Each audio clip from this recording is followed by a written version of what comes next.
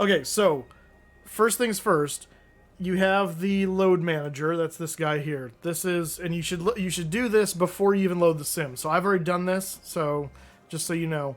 But let me just take you through a couple little things here first of all. So if you want to see the avatars in the cockpit, I've turned them off. I don't know why I couldn't get anyone but the generic female in the right seat. I was trying to put an Asian guy in there to pretend it was Kevin, but. But it wouldn't go to an Asian guy. It kept staying as a woman. So I think that's Leonardo trying to tell me that Kevin is actually a woman. And milquetoast white woman at that. Anyway, so there's that, first of all. Your liveries manager, when you download the liveries from Leonardo, they come as zip files. You can just put those zip files straight into your liveries folder. And that is done here. If you go into your documents folder on your computer, go to Mad Dog X. Now you'll have some duplicate stuff here if you have it for P3D like I do. So you have a Microsoft version and liveries, and you just stick them in here. Now there's nothing in here right now, and I'll explain why in a second. But you put the liveries in there. Just put the zip files. You don't need to unzip them. Just put the zip files in there. Once you do that, you go to the liveries manager. They'll show up over here. Push the liveries over you want. Hit apply, and it will unzip and move them where they need to go. So that's why they're no longer in that folder, because I've done that. I believe if I put these back in apply, which I don't want to do, then they will end up in that folder again. So just so you know, that's how you deal with the extra liveries. You want to set, if you want to use pounds, if you're an American and you want to use pounds, this is the first one you need to change here. Under info, change this to pounds. This will change it for the load manager. Measurement units for the load manager. Change it to pounds. All right, this is the loadouts. You'll notice you'll have tail numbers for each of the aircraft that you have liveries for, so you want to make sure you're using the correct one if you're going to do anything here. You do not have to do anything here in this screen if you're going to use the EFB in the sim and do it that way. So just FYI, you can do it here. You don't have to do it here. So just be aware of that. Then we want to come down here to the aircraft one. This is important. You want to, for each aircraft you're using, you want to pick the tail number. You want to change the tail type to either cone or flat. I like flat personally. Cockpit units, pounds. This is the other one where you need to change if you don't want to use kilograms. You change it there. You can change the flight director style, so you can have the crossbar or the single Q, and for each one of those you can have the airplane as the ND airplane icon or the triangle ND icon. I like the crossbar and the triangle personally. And then RMI type, you can have this as a DME VOR ADF or just VOR or just VOR ADF. Save yourself some time, just do DME VOR ADF unless you really are specific about wanting to do that. These are my preferences down here. I choose to have the true airspeed and static air temperature indicator in the cockpit. I like it to inhibit the gear warning above 1500 radio altimeter, so it's not giving me problems. I don't want the PFD automatically wired to the opposite nav. I like to have those separate. Show armed altitude as a flight level. I'll explain that in the sim. This is a realism thing. The real aircraft, you'd have to arm the altitude, so I like to keep that unchecked so it doesn't... it still has that feature. Makes me have to do my job. Always play oral when autopilot disconnects, because if you're going to take the autopilot off, you should probably know it's going off. So that's just a safety one for me. If you want the EFB in the flight deck, make sure that's checked. Show rising runway, show ground speed on PFD, auto brake system, might as well. Single knob altimeter, I always have that unchecked. It comes default unchecked. Heading up in map mode, I like that, and then show wind data on the ND, and then if you want boarding music with your Mad Dog, you can do that. Don't worry about that there.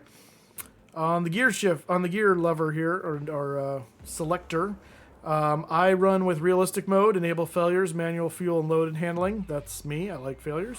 Autopilot disconnects from the flight controls, remove manually. I uncheck this because if I happen, it's a sim. If my controls make an errant control, whatever, I don't want it disconnecting the autopilot, so I prefer to have the me have to do it, even though realistically I would be able to push the flight controls and disconnect the autopilot that way. I didn't check that just because it's a sim and it's not. Sometimes the control sensitivities aren't the most realistic, and the tiniest little thing can set it off, and I just don't want that. So, kilograms to avoid lies. Keep your non-freedom units away from me.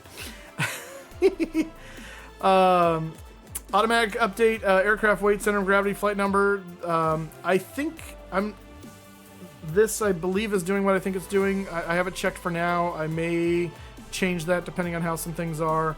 I have to find out. So I will know more as I go into this. But for now, I've got it checked.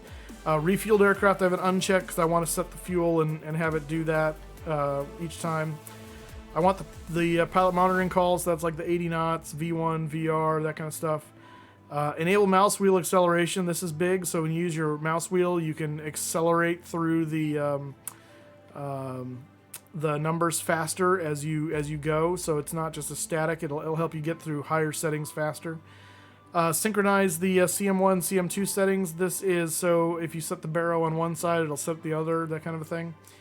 And use PFPX Simbri for fuel route planning and ACARS OFP. This is big. If you do any of this stuff and you're going to do it the way I do it, you want this checked.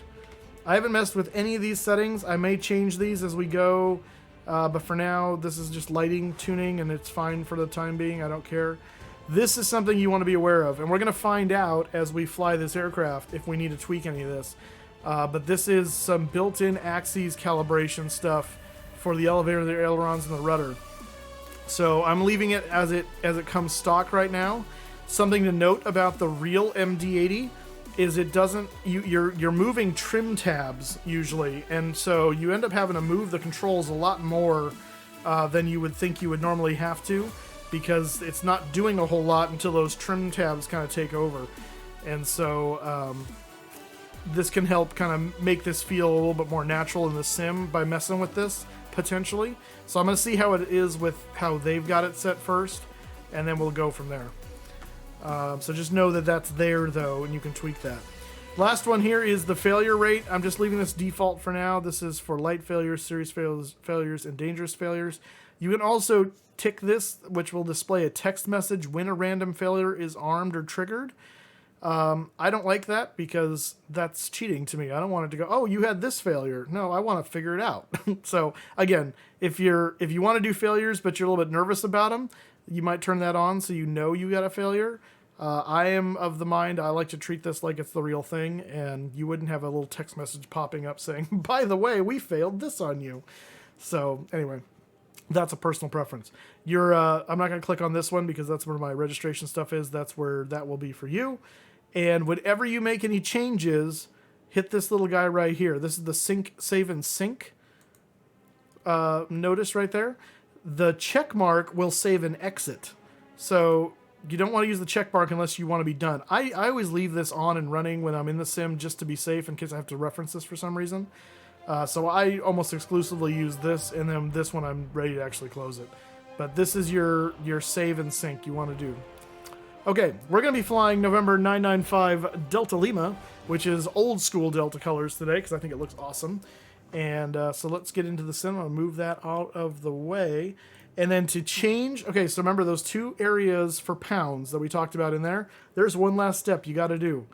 You got to come over here to select your aircraft, go to customization, and delete your custom tail number.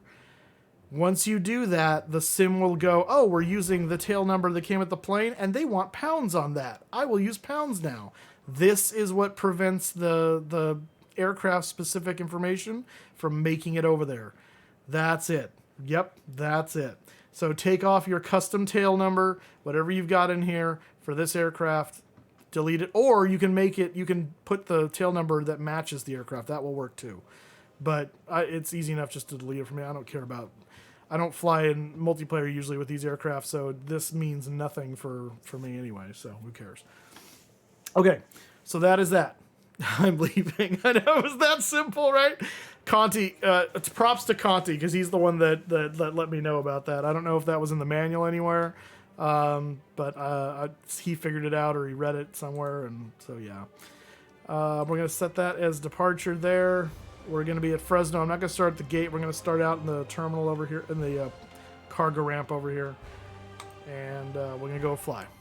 Star Lugo, how you doing? Remix Reviews, good to see you. Maple Aviation, always a pleasure. Fly Dr. Corvette, how are you doing?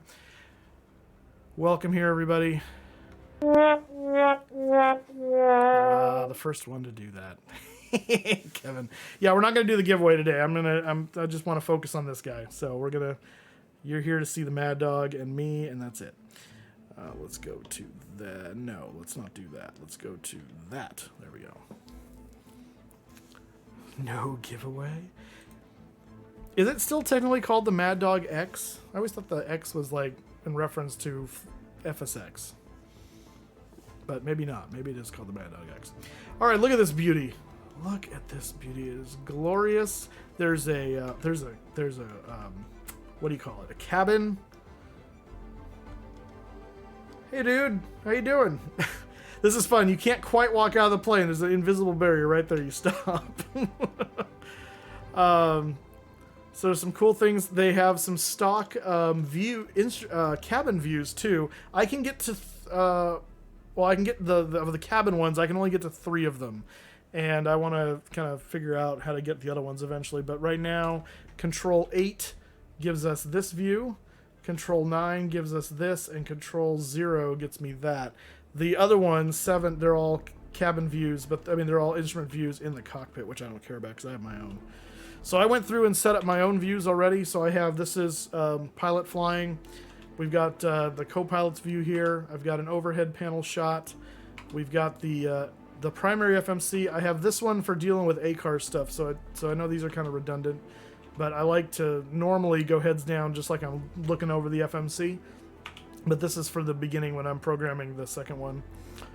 What? No moose views of no windows. Wait, what? What? No moose views of no... I don't understand what you're saying there, Captain Tim. We have... excuse me. We have a pedestal view here, and then kind of the observer, the jump seat view, and then the dash cam view, and a tablet view. And I've got one more I can set, but I haven't figured out what I want it to be yet. Black Diamond, welcome here. That's right, Moose and the Mad Dog. For the tablet, be aware. This button right here, this little guy... This turns on and off your tablet, and if you go and find a tablet view that's covering it up at the bottom, and you click, it will take it away. So that is especially important. I did this the first time, and I didn't know that button was there, and I found it in a video. So if you go over here to aircraft services, these buttons down here, I go to ground, one of these, there it goes. Oh no, where'd my tablet go? So I had to make sure my view kept this out below the tablet, so I wouldn't do that because you'll click it through. So that's a fun little thing to be aware of. So just be aware of that. Your flight's MCO where you borked the aft seat. Yeah. I know. Those are the standard cockpit the cabin views that came with it. So I can't edit those. I don't believe. Can you please unmute Discord? Sure. Do you have questions? Let me see here. Okay, you're unmuted. You have questions? We have answers. Do you? I have answers. I have criticisms. Would you take those? No, negative. Oh, I just realized my lighting is all funny in here. I never set it up. Stand by. Ha! I told you, Kevin. What? Yes, you did. Oh, did you say? I said Moose's webcam makes him look a little dark. Yeah, it's because I haven't turned on my house lighting here. There we go. There we go. That's better. All right. So I'm glad you guys are casting lots in Discord about my stream. That's nice. Okay, so that is how we do that. So, okay, next thing. As far as where we're going, to start, we're going to do 2 things here. I want to do a short little thing just in the pattern, just to get a feel for the aircraft in Microsoft Flight Simulator. And then I'm going to try to do a short little flight from Fresno here to San Jose, because I have scenery for San Jose. And then, depending on what time it is, we might do another flight too. So we'll see how that goes. All right. So the next thing I want to do is weight and balance stuff. So if we come over here to, that's performance, that's not what I want. Weight and balance. Now we can change stuff here. I'm gonna make a note of what we're actually weighing for. Actually, we need power first. Let's do that. Sorry. So power for this aircraft, battery switch right here. Click 2 times, and I've where's my sounds? Did that turn anything on? Let's see. Hang on. Oh yeah. Okay. I'm gonna kill the music for a moment. Why are you on the East USA server? I'm not on any server. I'm not in multiplayer. That's probably because, though, I was joining somebody who was running their thing on the East USA, and that's just the last place it was at. Would be my guess. This guy's stalking me. Okay, so we got the battery on, and we want to get some ground power because the battery won't last forever. So you can come over here to the aircraft services. Go to ground, GPU. I'm going to put the air conditioning on as well. And now we've got the GPU light there. Autopilot. Autopilot. And now we're on ground power. Okay, now that that's done, I want to come over here, and we're going to make a note of what our current weight is. So we currently have 5,100 pounds in each of the tanks. You notice this is pounds now. Yay! And you can also always tell if you're in pounds or not because your gross weight shows something like 51,000, and your the dry operating weight of this thing in pounds is like 81,000. So that's physically impossible for it to be less than that. So you know you're in kilograms at that point if you're reading in here. Total fuel is 10,250. So what I want to do is I want to check. Let's see. I'm going to go over here and I'm going to see how this reacts. Fuel units in pounds. Yes, wonderful. Weight and balance. All right, so we're going to put 146 passengers, 73 and 73. I'm just going to do that. And forward cargo, let's do 500. No, let's do 2,000. Oh, I heard things move, so I think that's doing it instantly.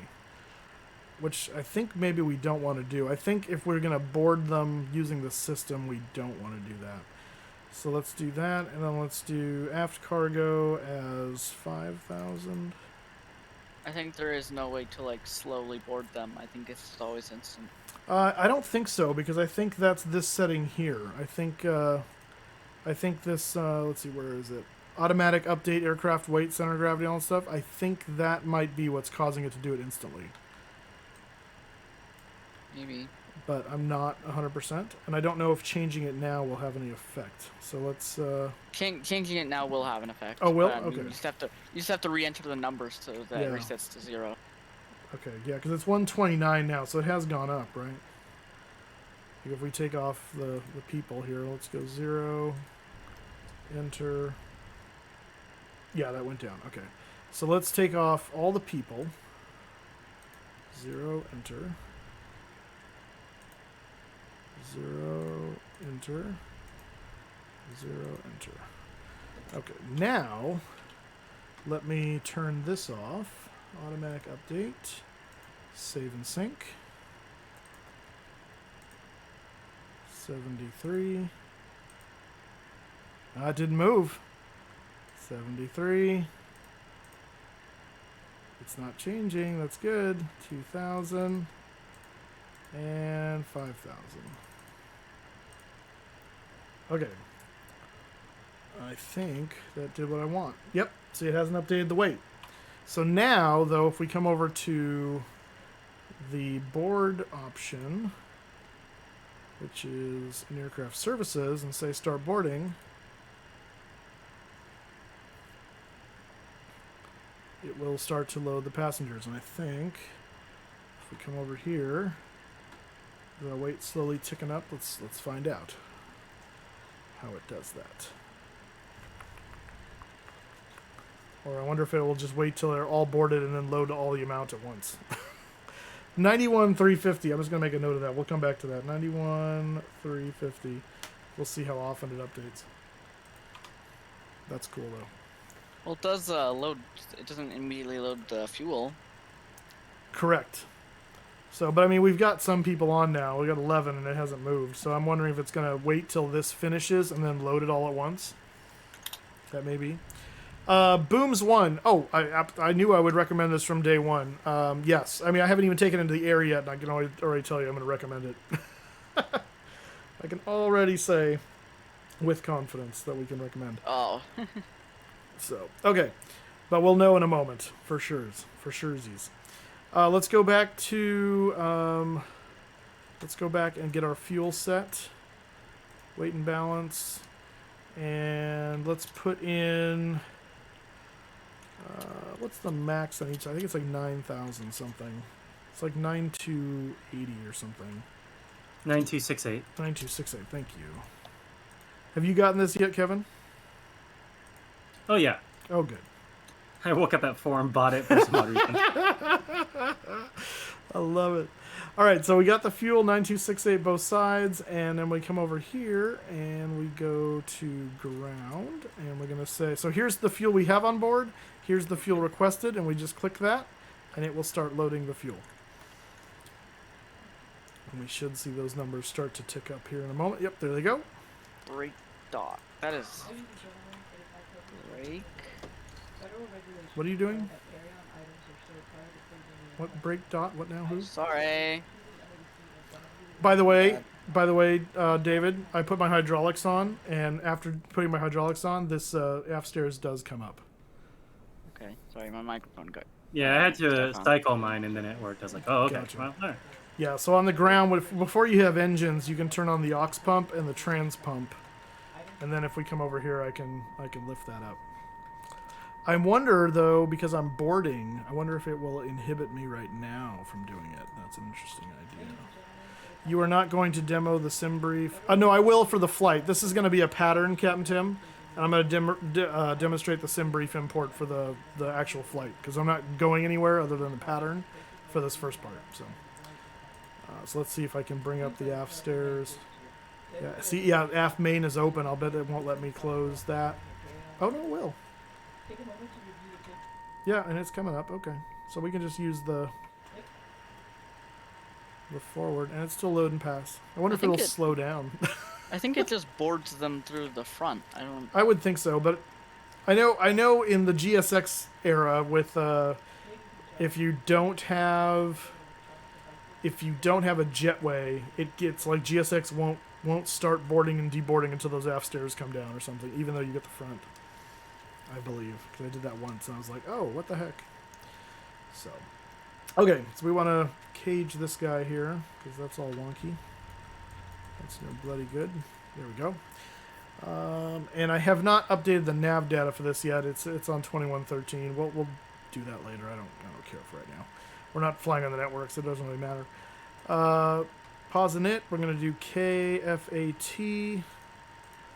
This is the one thing I don't like about the Mad Dog, is their keyboard is wider, so all the letters are in different places than you're used to in typical FMCs. We'll use the GPS position here, and we'll stick that in there.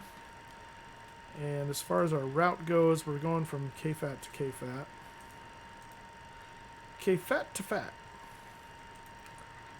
Bloop.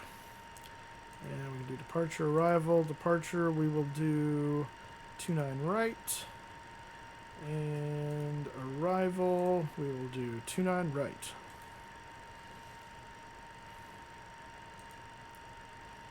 Activate, execute. It's very simple. Very simple. All right. Overhead panel. Let's start setting this up for what we're going to want to do. I would put the maintenance interphone on. I know this doesn't do anything anymore. This used to be where you'd call for external power stuff. That's all done to the tablet now. So we don't need to worry about that. We can do the glide slope and EGPWS test right here. Headwind, shear, headwind, shear, headwind, shear. Tailwind, shear, tailwind, shear, tailwind, shear. This should be the dome light. Yes, it is. We don't really need it right now, though. Now, what's going to take some getting used to is in P3D, it's a left click to push down and a right click to bring back. Right click does not bring it back. Use the scroll wheel up to bring it back. Now, you can also bring the scroll wheel down to bring it down. But that just, it's a little... So if you see me clicking things and it's not happening, it's because I'm still used to that stupid right click. And so just be aware of that. We can test the anti-skid here. And then we can test the stall warning. And we'll test the overspeed warning. Overspeed. And this is ice FOD. That's a good test. And we can check the yaw damper. Yaw damp back on. Good. Okay.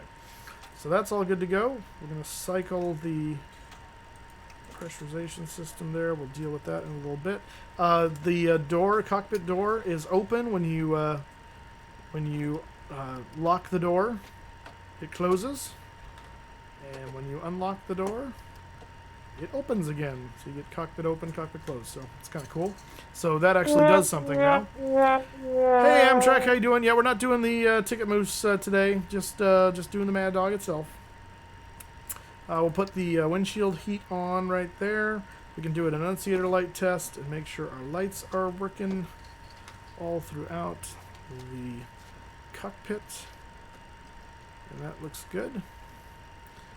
And we'll test the various pitot responses. Make sure we have something on everything except the rat probe. And then that will go back off until we're ready to go. Seatbelt sign will leave off right now while they're boarding. Emergency lights we would arm, and we would normally test this. And I think... PA and emergency light test. Oh, we just clicked that. Okay. Emergency lights okay. Got it. Oh, that's right. Yeah, there we go. So yeah, so it used to be right-clicking on the call button here. Now you left-click on the attendant call, and it will automatically do the. There's 3 different things it will do depending on your phase of flight. Sitting on the ground, it will do the PA emergency lights test, and let's see. I just had the manual up. I was looking at this. What were the other 2?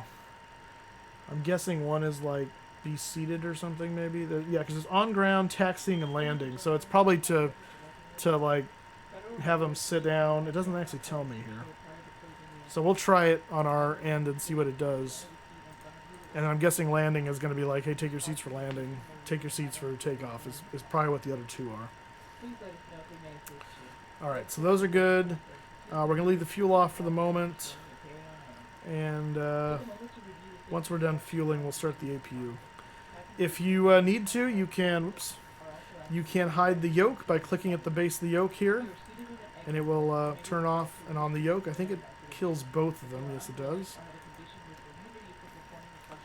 The other thing you can do if you want, because you can do this after the fact. Let me see if I can get it in here. There we go.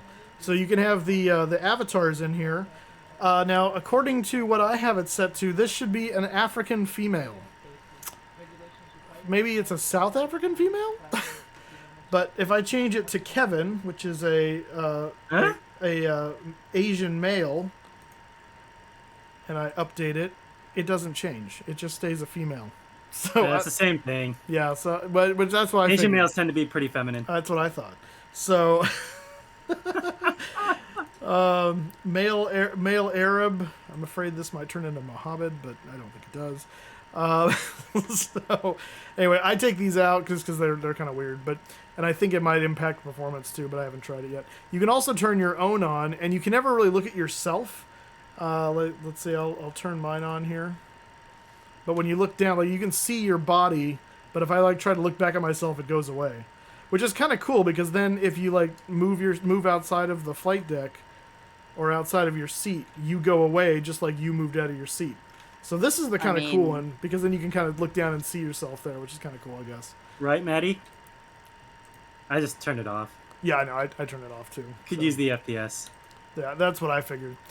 I wonder if it interacts with the yoke when you use it. Oh, you have to restart the sim for the avatar. Well, no, that's not true because before I even booted the sim, I had set the co-pilot to male Asian because I wanted to see what the Kevin version looked like, and it showed up as a female. So, yes, the windows do open. That is the Kevin version. So you are a woman. All right, confirmed.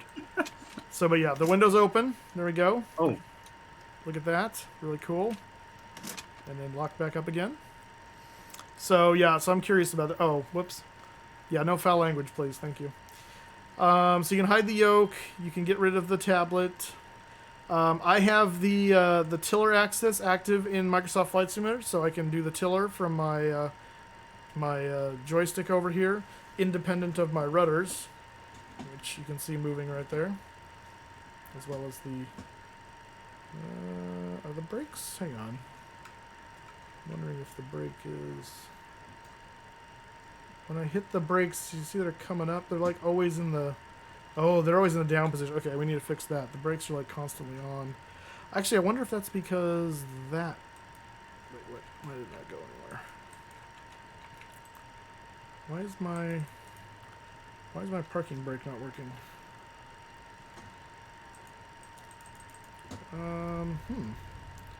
Because it's constantly down, right? Can't engage the... Yeah, but I can't... I mean, I can't unlock it or engage it. And if I do... Let's see, if I do that... Well, let me see if that's a goof with my settings here. Control options. Strongly recommend when you guys are doing stuff like this in the Sims, create separate profiles for these complex aircraft. You'll save yourself a lot of headache. So as I'm creating stuff, I've got an MD-80 setting for the keyboard commands. I have a MD-80 setting for my yoke. I haven't messed with the throttle quadrant yet, so I just have it set to jet twin, and so far it's mirroring it fine, so I haven't had to worry about it yet. But this is the CH, and so let's create a new one for this. And so I just make a duplicate of the existing, so that way I don't have to remap everything, and I just change what I need to change. But this is always a smart plan to do. And then we go to brakes. So let's reverse the axis and see if that does it. Apply and save.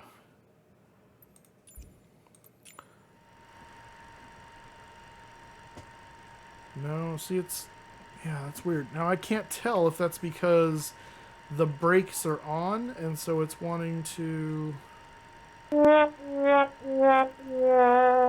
Russ, how you doing? Yep, we're not doing the giveaway. Yeah, you can't arm the parking brakes if you're toe down. Yeah, but how do you get them to be toe up then? That's my problem. Oh, mine is naturally toe up, so I can't help you there. But I know mine normally is, but like right now, okay, so I don't have any pressure on the pedals, and now I went full pressure, and it goes up and back down. So weird. Yeah, it's very strange. It's opposite when I'm doing that, but it's starting and ending in the same spot, which is weird. So something's goofy there. You having a epiphany?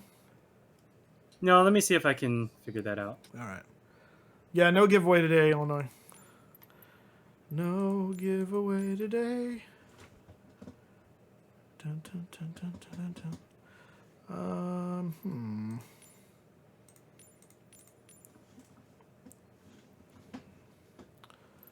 All right, apply. Resume. Yeah, see, they're starting.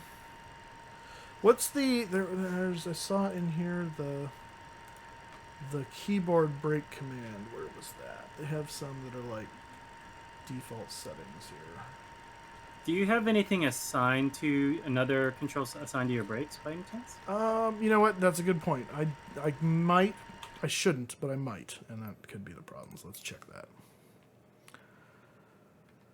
Like on your joystick, your alpha? Yeah, let's check. Well, the alpha's not even... Whoops, that's not what I want to do. The alpha's not even registering in here because the alpha's not plugged in. But let me look at the Bravo. Flight controls. Well, actually, it'd be under brakes. So, yeah, I don't see... Yeah, so you can just search for brakes. I don't see brakes there. I don't see brakes there. That's the pedals. You can search by name if you want. Yeah, but I can also just do this because it goes pretty quick. Oh, brakes. Look at that. Oh. Oh! I know what it is. Don't do that. Yeah, resume. I fell. There it is. I have the gear lever switch on my TCA set as a parking brake switch, and so that's what's doing that. So I was fighting that. So now it's normal. Look at that. Good job, Kevin. And now it works. Look at that. So now the parking brake's engaged because up is engaged.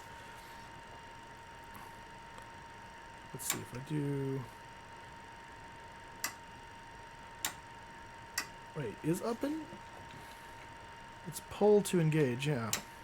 So it's like back. It's set backwards on my with this thing. Because if I put that down, put that up. Yeah, it's doing the equivalent of just putting the brakes on full. So that's not really what I want. So we'll just leave that in the off position for this. And what I'll probably do, in fact, what I should do is go in here and go. No, don't go to main menu. Is go and since this is not going to be usable, we just go into the TCA here and tell it to clear this. And I can do that and not have to worry about it killing it anywhere else because it's a separate profile just for the MD-80. So now, yep, now it does nothing. Good, perfect. Perfect. Learning people that are hopping the stream. Oh yeah, no worries. Oh no worries. Okay, so let's see. How are we looking on our weight? Well, the weight has gone up a little bit. Wasn't me. You know it was. Let's see. Where are we? Ground. Doors and stairs. Start onboard. Okay, so the boarding must have finished because that's there. And fuel. Well, fuel is not. This Dr. Corvette had this happen too, where they didn't quite load all the fuel. We're down a good like 1,500 pounds on each side. Oh, that's a lot more than what I had. That's interesting. Yeah, that's weird. I wonder why. Oh no, you have more fuel, don't you? Oh, you're right. Fuel on board, fuel requested. Yes, this must have reset back to old numbers once I put the fuel on board. That's why. Yes, that's right. 992 is right. That's what I So wanted. it doesn't know how to delete fuel, but so well, no. I mean, defueling is a whole other issue. But I'm curious why. Yeah, this reset back to the old fuel numbers, which is interesting. Check entries. Yeah. That's interesting. 9200 is what it essentially is. 9200. That's right. So we should be. Well, see, we should be at like 130. So did it bring the people on and then take the people back off? Because we should be sitting at a takeoff weight of 137, and our gross weight is showing 99. We do have the fuel. The fuel's right. Zero fuel of 81. Yeah, 81 is empty. That's very confusing. Huh.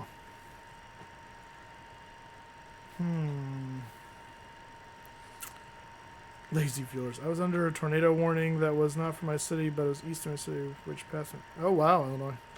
Well, glad to see you're safe. That is interesting.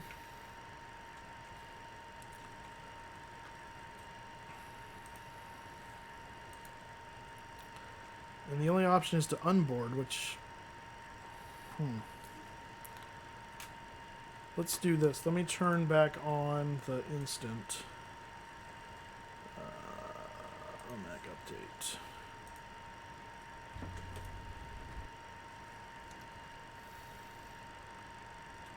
There we go.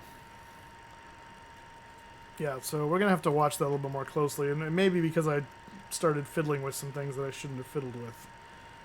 That's very possible.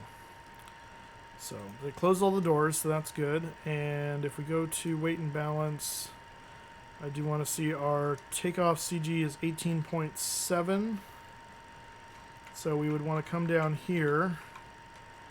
And we'd want to set, first of all, we're going to do flap 11. And then 18.7 is going to be somewhere in that vicinity there. And then we bring this guy down so it's in line with this. So this is the computer for the trim, and then this is the actual trim that we set. Kushan, hello. Okay. We'll go 2,000 on this guy. And let's see what the lighting looks like in here. So we turn up some cockpit lights. And down here. And that guy, ooh, looks nice. He looks nice. Cool. And up here, they are here. And that's the flood for the panel. So, again, we're not getting the full effect because it's not at night, but, you know, it's cool. Okay, so let's see about getting the APU started and starting our engine. So we're going to do start pump on. And I'm going to go ahead and go to run. And we're going to hold this down until I see some movement on the APU. Specifically with regard to the EGT. I want to see the EGT start to come up, and then I'll let go of the starter. There's EGT. Alright, so it should continue to go.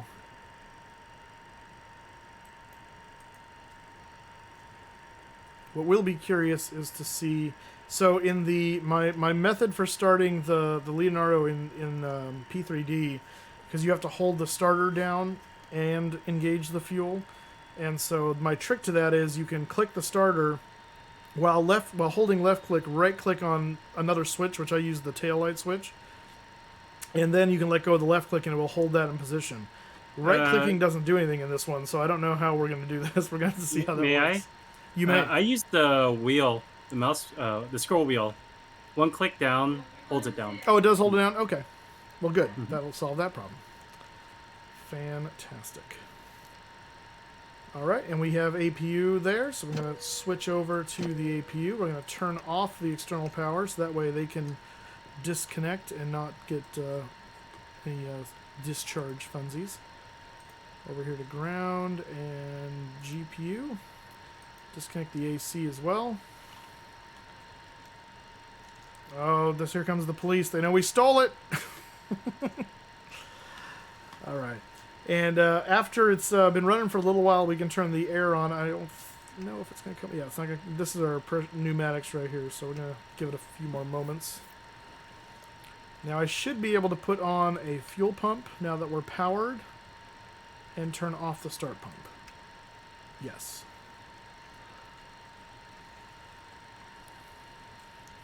We'll go ahead and turn on the seatbelt sign. Let's see, do we have pressurization yet? There it is. All right, pressurization. In order to get that to come through the air conditioning system, we need to put the, oops, not like that. Okay, from this view, we have to be careful while we touch the the rudder trim. We want to open the pneumatic cross feeds for engine start and for APU bleed into the air conditioning system. And then we put the ACs on right here. And you notice our pneumatic pressure goes down a little bit. We're going to close the cockpit door. And I think now we're ready to start the engines. Let's do a test on this guy. TCAS system test, okay. Alright. And then I also want to, oh, we need to set this up still. So let's go to our weight and balance page. And so our zero fuel weight is 119.4. And fuel is, it was 18. That's already down to 15. Oh, because this reset itself again. Every time you go off this page, this resets unless you load in the OFP. That's interesting to know. It's just the fuel that's doing that too. That's really weird. 9200, 9200, and it's changing when I do that. Yeah, okay. So 18.4. We're gonna leave this page up. That's an interesting little quirk.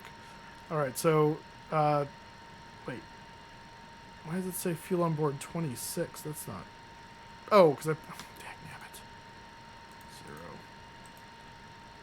92. There we go. 18.4. That's better. It doesn't save you the load manager. So this I'm not using load manager. I'm using the EFB only.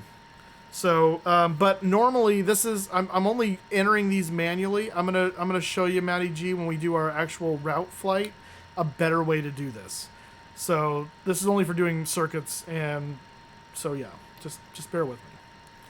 It's gonna be a long start. We're learning how to deal with the new systems of this plane, Dr. Corvette. This is a first look flight. This is not a hey, let's just jump in and go crazy and go see what happens. That's for other people. We do things a little differently around here. All right. So 18.4 and 119.4 is what I want. So 119.4 on the zero fuel. 18.4 / normal for the fuel. Reserves, let's just call it 5. Doesn't matter. Flight altitude is going to be 5,000, we'll say. It'll be quiet. It doesn't. It thinks it can't make it because we're going such a short distance. I'm not going to worry about any of this because we're not going en route anywhere. For our V speeds, we can use that, or we can calculate it here.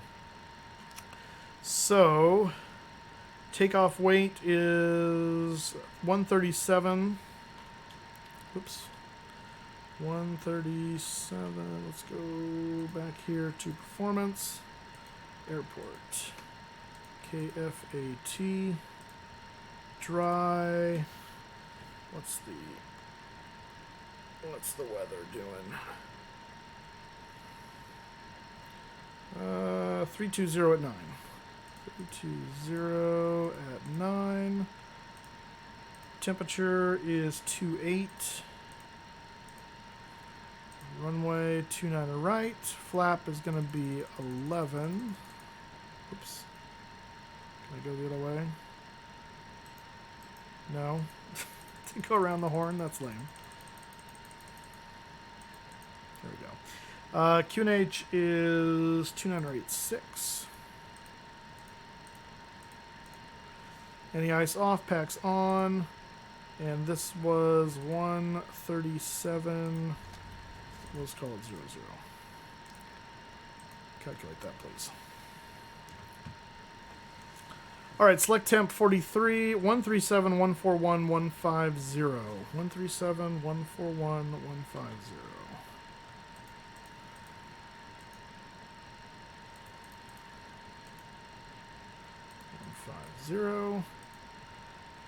And we want a select temp of, what did I say, 41?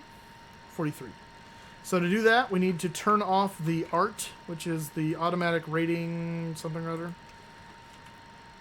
Turn that off, take off flex, and then spin this knob to select 43. That is the assumed temp we're going to do. Boomy Fern, how's it going?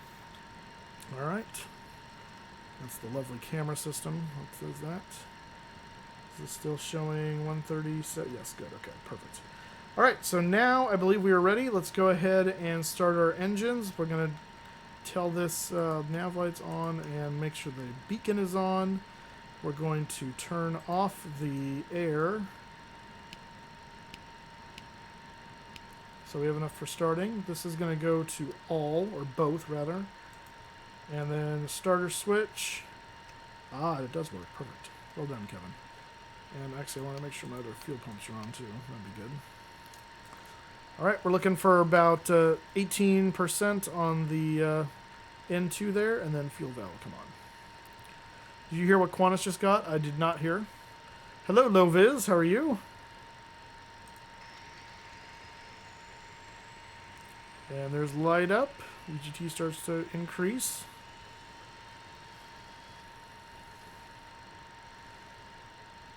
And it is quiet on the flight deck because we're very far away from the engines. That is totally normal. Alright, and that means we can close that now. Gen's cut over, and let's start engine number 1. I haven't paid any attention to this plane yet. Well, it's amazing. It's amazing. Ian Karndar did not like that plane. Yeah, I watched some of his video this morning, and I disagree with some of his statements.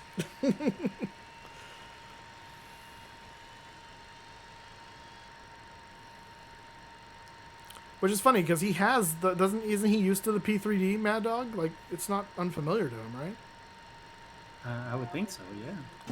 The statements he was making made it sound like he's used to it in P3D. So I was kind of going, well, what's the problem here? All right, close that. We'll put the air back on. You know what I miss? Adjusting the cabin pressure. I don't know the name of it. The yellow black What, this guy? rotary. Ladies and gentlemen, if I could please have your attention to Can you not adjust this anymore? in preparation I used to be able to flip it and then flip the roll the thing. I can't do that anymore. Yeah, you can. I'm rolling it right now. Oh, wait, how? The mouse wheel. You just have to get up. You have to get up here up more. there. Oh, okay. Yeah, down here it affects it just turns that thing on and off. But yeah, you can still do it. Tim Dog, it may sound quiet in the cockpit, but it's pretty loud in the back of the plane. Yes, in the back it is quite loud. I wonder if it sounds louder if I do... Well, a little bit. I can actually hear the engine here. You can see it.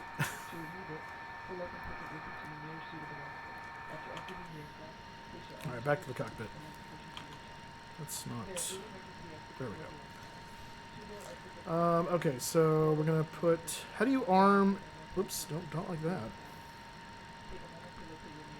Is that arming the speed brake? I guess.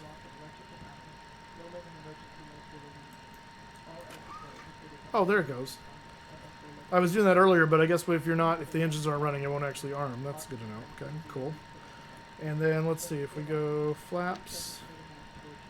That's slats, and that should be flap 11. Excellent. So that's good. That's normal. Let's put these back to off. This can go to takeoff and arm. And this can go to system A. Okay.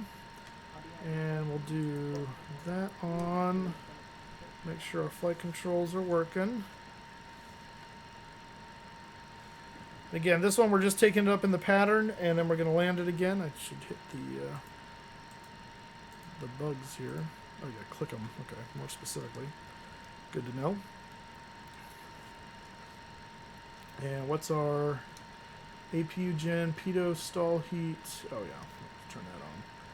Art in op, APU gen off, which we're going to kill the APU right now. That goes off. And so now it's just parking brakes and art. Yep, okay, that's normal. We'll do flight directors on. I'm going to do 5,000 feet. And 292.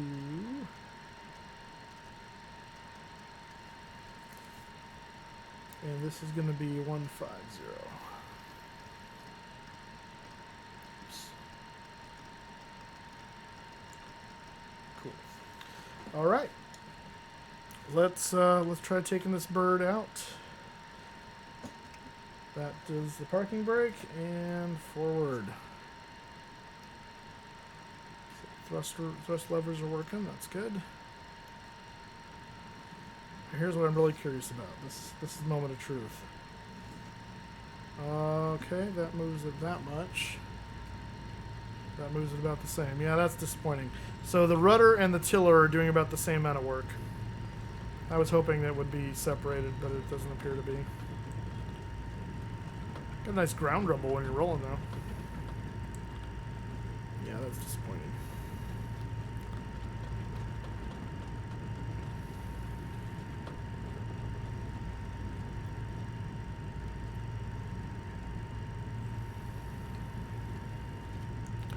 And that's probably a Microsoft limitation right now. There's probably no way to separate even, the fact that you have a tiller to not cause the nose, not to affect the nose wheel the same amount. That works in X-Plane really well, but apparently not so much in Microsoft or P3D for that matter, I've noticed. Which is unfortunate.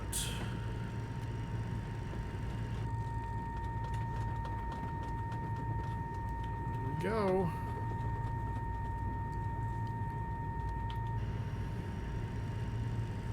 Did Rex Weather from Microsoft ever get fixes? I have no idea. I haven't used Rex Weather in a long time now for this sim.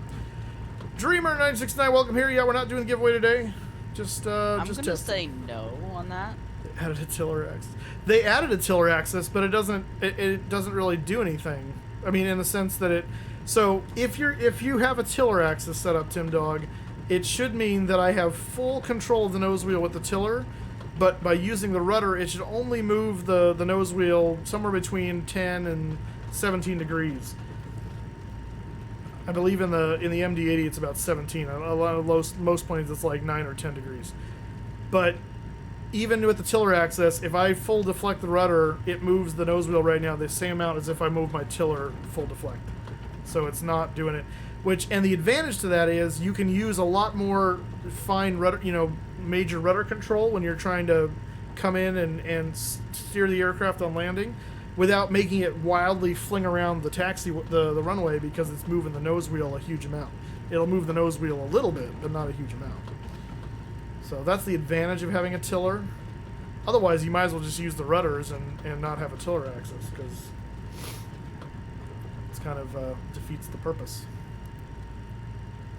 Yeah, and so, but yeah, so apparently the Mad Dog at this point. Now it does support, if I do this, if I move the tiller, it does move the steering command, and if I move the rudders, it's not moving that. But it's still moving the nose wheel, apparently, so. Yeah, so I hope maybe that'll be something that they figure out how to implement in this plane. I don't know, we'll see. All right, we are good to go here. Let's go landing lights on. And we'll do strobes. We're not on the network, so we don't have to worry about... that's just the art, so we don't care about that. That's fine. What's your take on the textures for the flight deck? Oh, they're amazing. Oh my gosh. They're so good. I love the weathered look. It's... Nothing looks more fake to me than when the things aren't weathered and it just looks like perfect plastic. People have been complaining about the replacement of the texture. I guess the textures being a little grainy and bad. Not to me. I think it looks great. I think they're used to the Microsoft Flight Sim looking all fake and plastic, and I don't want it to look like that. So, props to Leonardo for not doing that. I think it's partly due to the text being a little faded or something like that. Maybe, but again, I think it should look like that. All right, takeoff mode. Oh, actually, that's not what I wanted to do, but okay. I just did this backwards than what I'm used to. All right, so bring the engines up.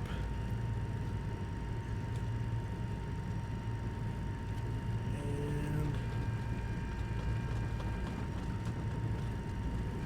let's see if that override. Nope, perfect. Right to takeoff thrust. Beautiful.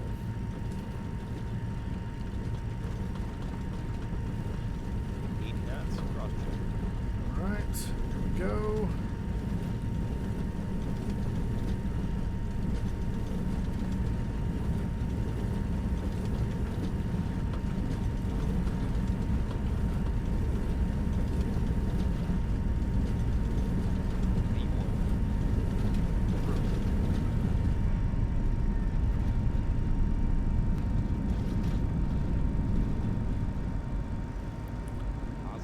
Gear up.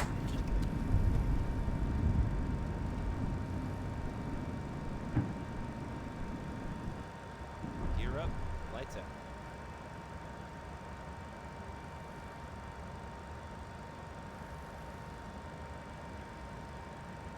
All right, it's 400 feet. Let's go VNAV.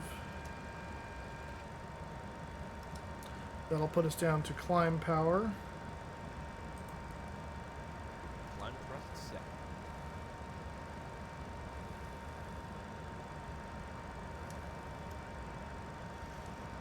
Yeah, so you got to deflect the controls quite a bit. And that's pretty normal. I was talking to, what's his name? Fly 787, who used to fly this aircraft for realsies. Because it's a lot of trim tab stuff you're doing on the ailerons and the elevator. So you really do have to kind of do some big control inputs to really get it to go. So it's just a matter of getting used to that. That feels about right to me. Let's go flapper tracked. Just go into slats. Flap 0.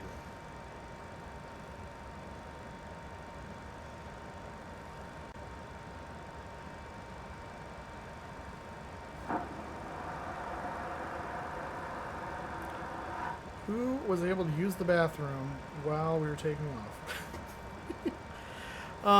Let's see. Superboy, any ideas on how to set the fuel from the FMC? I don't want to use the FB. Any of this. I don't know. I'll look at that in a moment. I haven't tried using the FMC for anything regarding the loading and the doors and stuff. I know there's options there, but I haven't looked at them. Oh, we came around too much. Actually, it came around just almost perfectly. I was just not paying attention.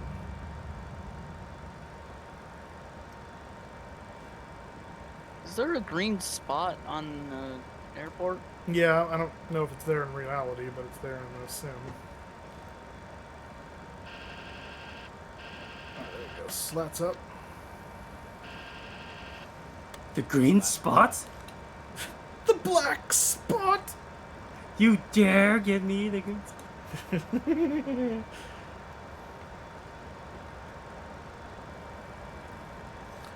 Written on a page from the Bible. Whoa! Alright,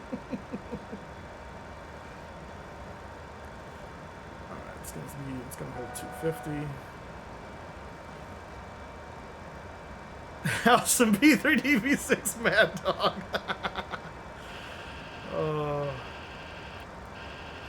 Well, so far, I don't know what Iron Condor's talking about. We'll find out about on landing, but it feels really nice to me as far as handling and flight controls. I'm just hand flying the whole time. And I am not noticing any issues. It feels quite good to me. Now what we'll do is we'll set the auto brakes here for min. We can't arm them until we go flaps 28. Alright, I'm going to go ahead and put on the autopilot, see how that reacts. That seems to be okay. Will you shut up about the MCP altitude? I don't care. Crystal the Winged Wolf, hello! Finally, streamer who has an MD-80 not looking horrible. Yes, because I know how to fly it, unlike a lot of these people.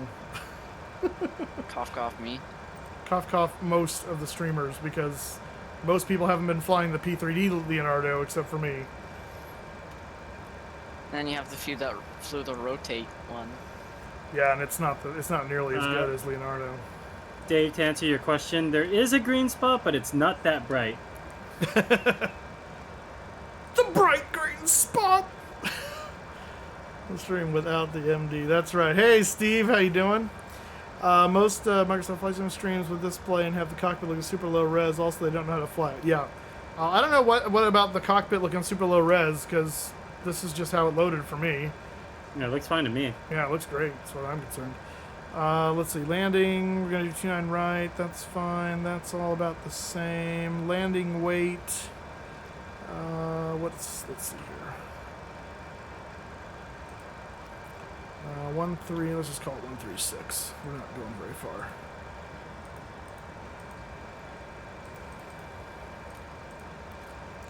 Actual landing weight, oh, we're heavy. Uh-oh. Okay. You might need to dump some things. Nah, well, we're just gonna land heavy. It's fine. Yeah, we're gonna be 6,000 pounds overweight. So VREF 146. We should do flaps 40 then. 137 flaps 40. Okay. Let's also do 111.30, which is the ILS frequency for 29 right. There we go. Let's see. I'm such a troll. I'm so glad Future 737 is a great looking plane to fly there. Enough to know the difference between rotate and Leonardo. It's the big difference is just the systems integration. The systems integration is done a lot better in the Leonardo than the rotate. Let's see, I think it's pull. How do you? Uh-oh. Wait, where are you going? Oh, because that's me. Nope, that's my bad. Come back, out of the way. Come back. Like, why is it turning the wrong way? Oh, because I had the heading set on the opposite side. That's why. I'm an idiot. I'm an idiot, but I'm okay. Let's put you away. Let's put you away. Now let's slow down a bit. Which way, Alexander?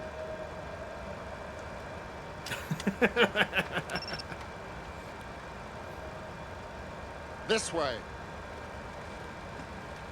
Wait, no. No. That way. You're holding it upside down. Shut up. I love that. Alright, why are you... Alright, just do that. Oh, is that what your problem is? There you go. Now... Sides extended.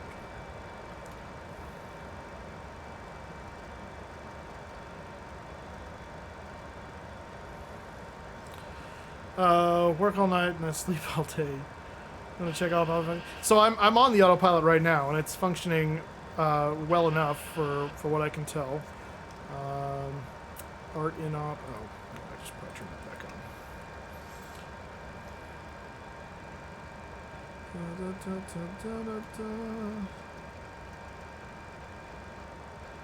What I want to check and see how it does capturing the ILS.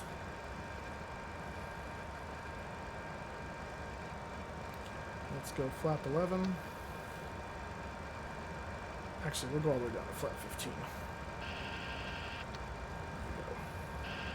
Flaps 15. You know, they say That's if you can't say 98 anything all over nice, again. don't say anything at all. Bad Sugar, thank you for the Yeah, follow. keep going. Welcome I don't know aboard. where that came from. Go ahead. Oh, I think there's a K in knuckle.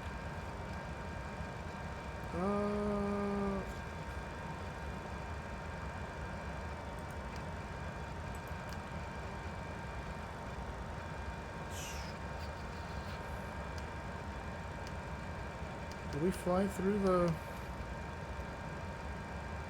kind of looks like we did. But yet it doesn't seem to have moved on the thing. Oh yeah, we did. How did... Why is this...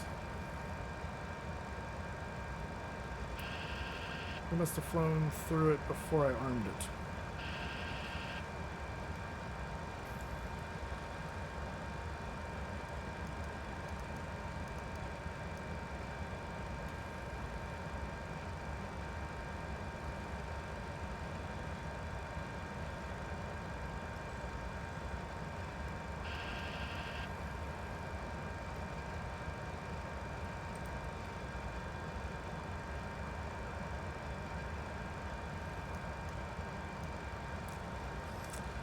Did you set up the ILS? Yeah, well, not in the FMC. I'm just doing it here.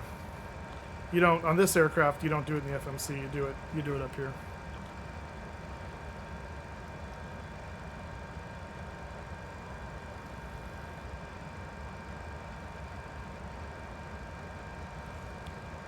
Too bad I didn't make it to the front view. I would have been right over you. Exactly. Let's see if this will.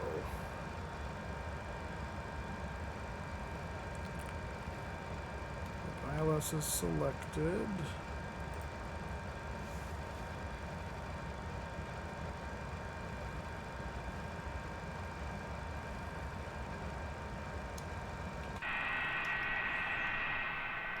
The sounds leave a little something to be desired on this, but that will fix in time with either Leonardo or a sound pack, so I don't care about that. I've had sound packs for all of my Leonardo stuff in the past, so I'm good with that. Oh, that's unfortunate, but that works. Wish I had more time to learn. We're 100% heads down testing. The 737 kind of blew us away when he mentioned it all goes well. You guys might be flying it next weekend.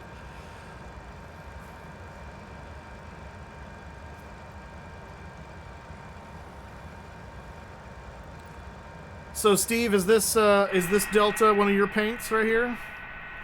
The one that came from the Leonardo forum website, whatever. Old School Delta.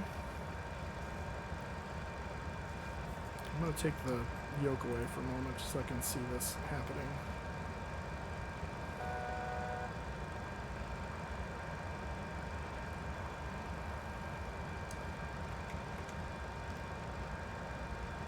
This guy has no patience. There's the runway.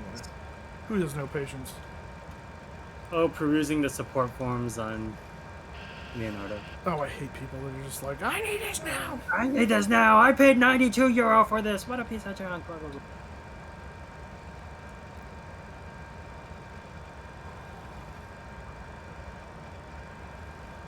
Oh, nice. Want to know something I'm infuriated about? Oh, there it goes. What are you infuriated about? Or forums. What? I have to wait for an admin to approve you. Oh, I'm surprised you weren't on there before. I know, I've been on there before, so that's why I'm good to... Alright, so they captured the ILS, at least the localizer anyway. We'll see if it gets the glide slope.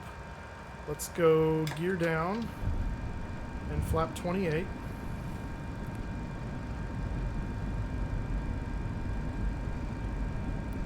down. Flaps 28. And we're going to arm the spoilers. We can arm the auto brake now, which, since we're heavy, I'm actually going to put to medium.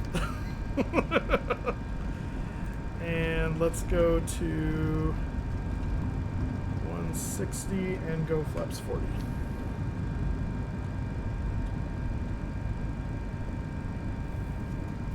Flaps 4. And there's glide slope capture.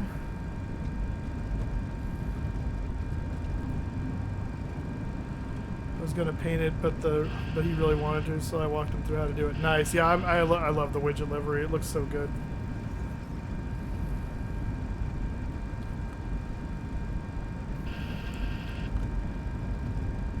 All right, I don't think this works right now. No, it does not. How does it pick up the landing speeds? I had to give it to. I'm just doing it manually right now. Oh, okay. Okay, that works. That's nice. I can live with that. I do have to do this at the moment. Okay, so my throttles. 1,000.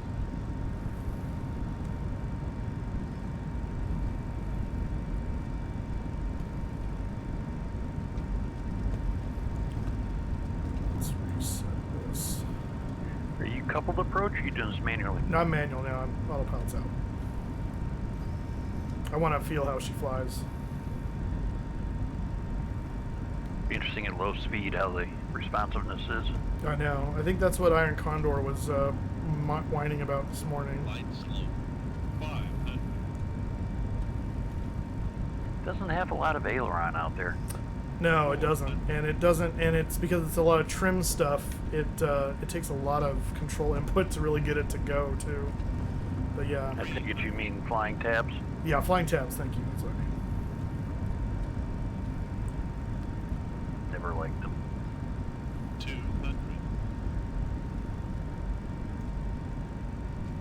Light slope. That's what almost took out the Michigan basketball team several years ago. Oh no. Light slope. 100. 40. 30. 20. 10.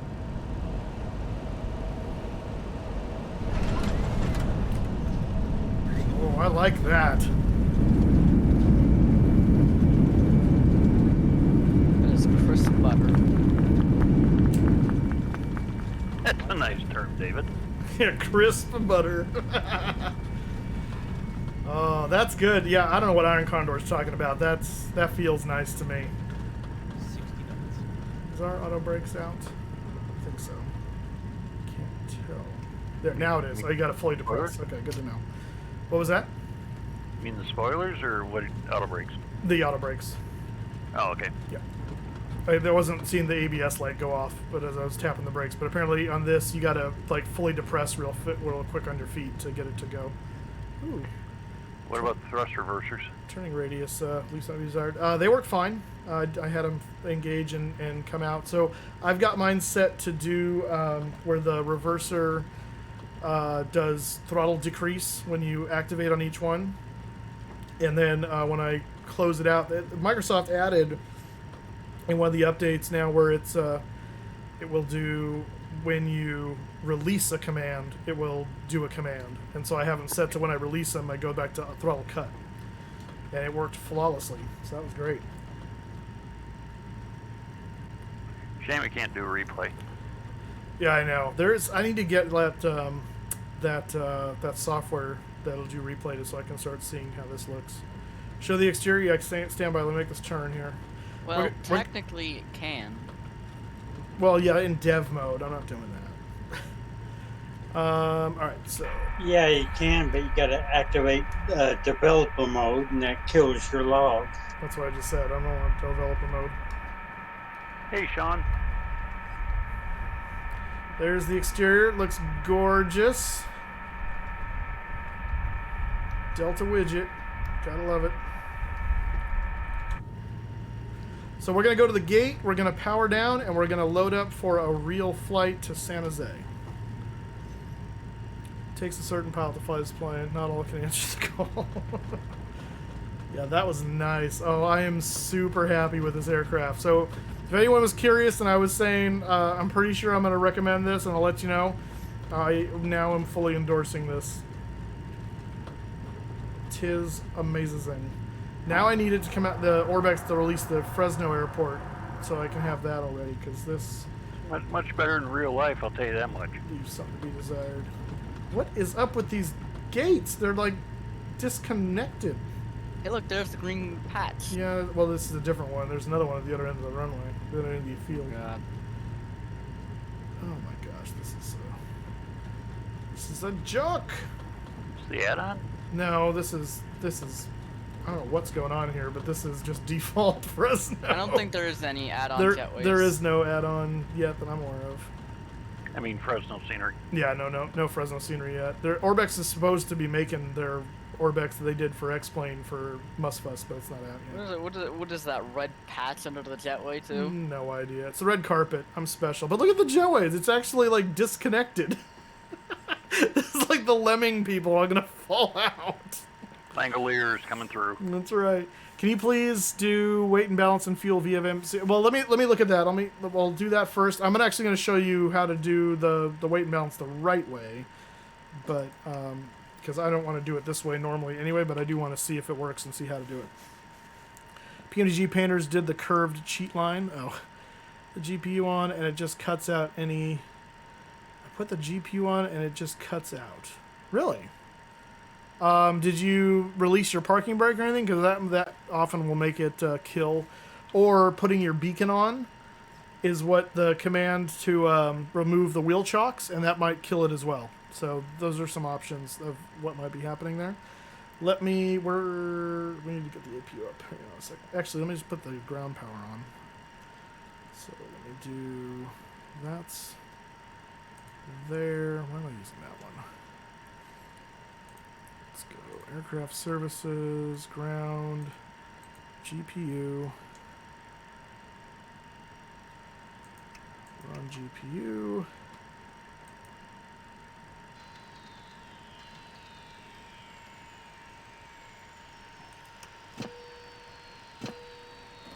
Oops, forgot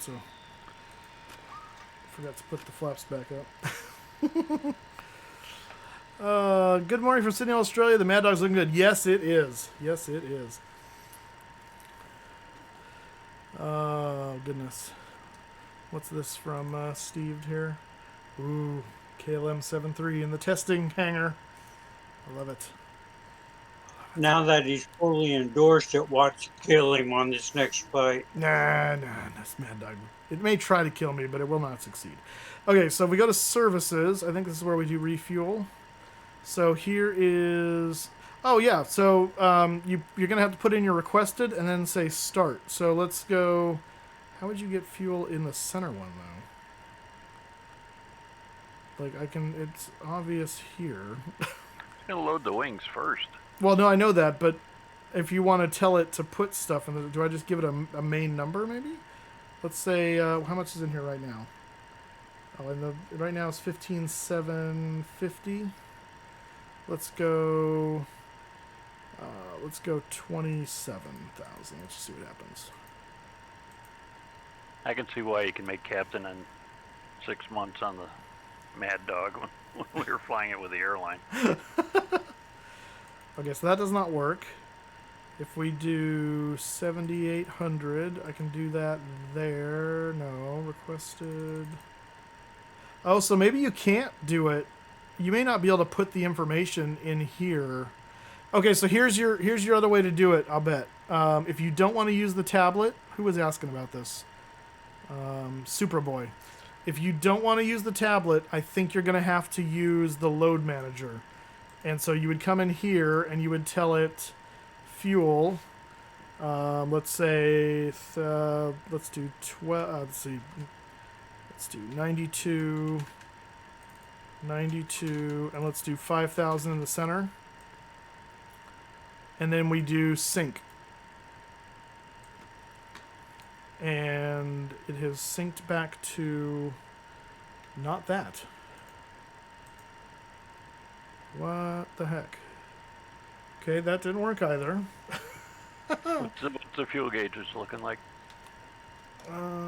They're not changing, but I'm not trying to get it to fuel at the moment. I'm just trying to get it to put the requested amount in here so I can say start. Oh, okay. So that did not do anything. Let me do 2,000, 2,000, 5,000 sync. Nope. I wonder if because the EFB is active in this aircraft, if the EFB is taking precedence. I think I read something in the manual about that. That it takes over? That you can't have both. Yeah, that may be, and that would make sense. Let me try it here. 92... 92... and 5,000. And now if we come down here... Yep, there it is. So I think if you... Because I have the EFB... I wonder if I can turn that off in the... Let's try it. This is an experimental time. If we go to this plane and we say I don't want the EFB, it takes it away. Good. Yep, good, good, good. All right, so now we can come down here and go to this and sync. No. Still nothing.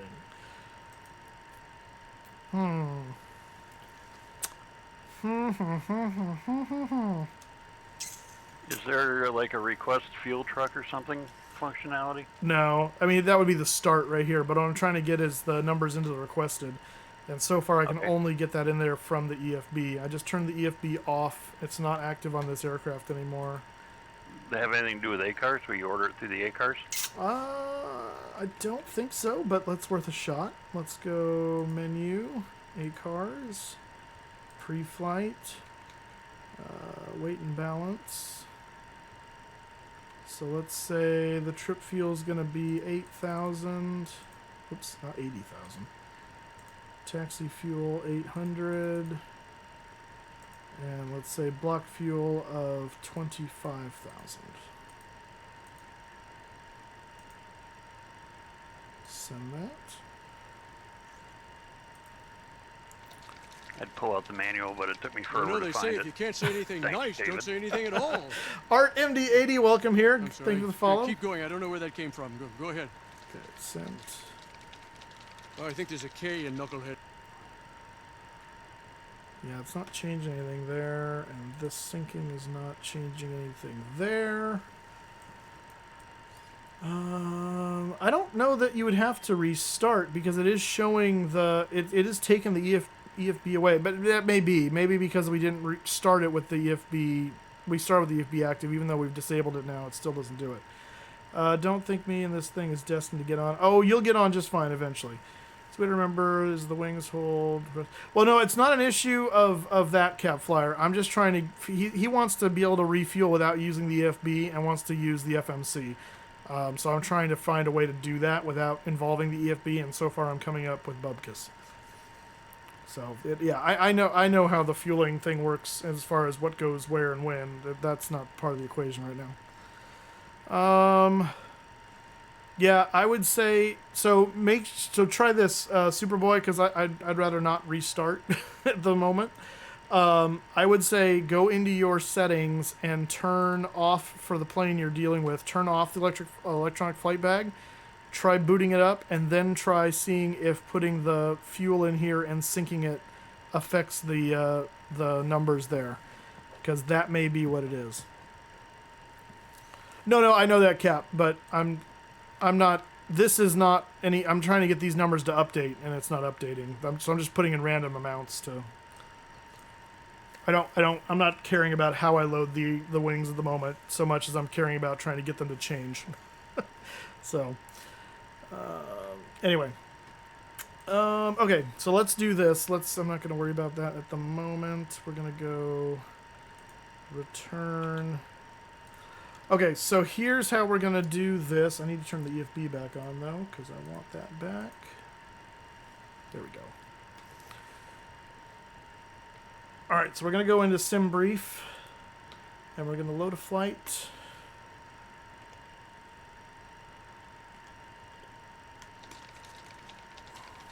You know, they say if you can't say anything nice, don't say anything at all. No, that worked. You can access sim. Yeah, keep Oh, going. I don't know okay, where that never came mind. from. Yeah, Go ahead. I clicked on something wrong. Oh, I think there's a K in knuckle. No, I was just gonna be amazed if you get sim brief through the tablet. Oh. All right, so we're going to be Delta 1025 KFAT to KSJC. I go to Salt Lake. Well, I want to keep it short because I want to try this multiple times. So Go fast. I can't go that fast. All right. Okay, let's find where my. I think it's down here at the bottom, and I may need to update some weights and stuff on here, but for now this will do. Apparently on the EFB you can run your battery down. Yes, you can. So you don't want to just keep it on all the time. Auto, 29 right, 30 right.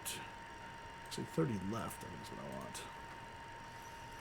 Clyde, that's helpful. Oh my goodness. I mean, I guess. That's hilarious. Let's make it somewhat interesting. Let's see that. There we go. That's good. Weather shouldn't be an issue. No. Significant weather. No. Okay. Generate. Yes. Oh, 01 Hotel Charlie made it over to California safely. Oh, good. So where in California is she now?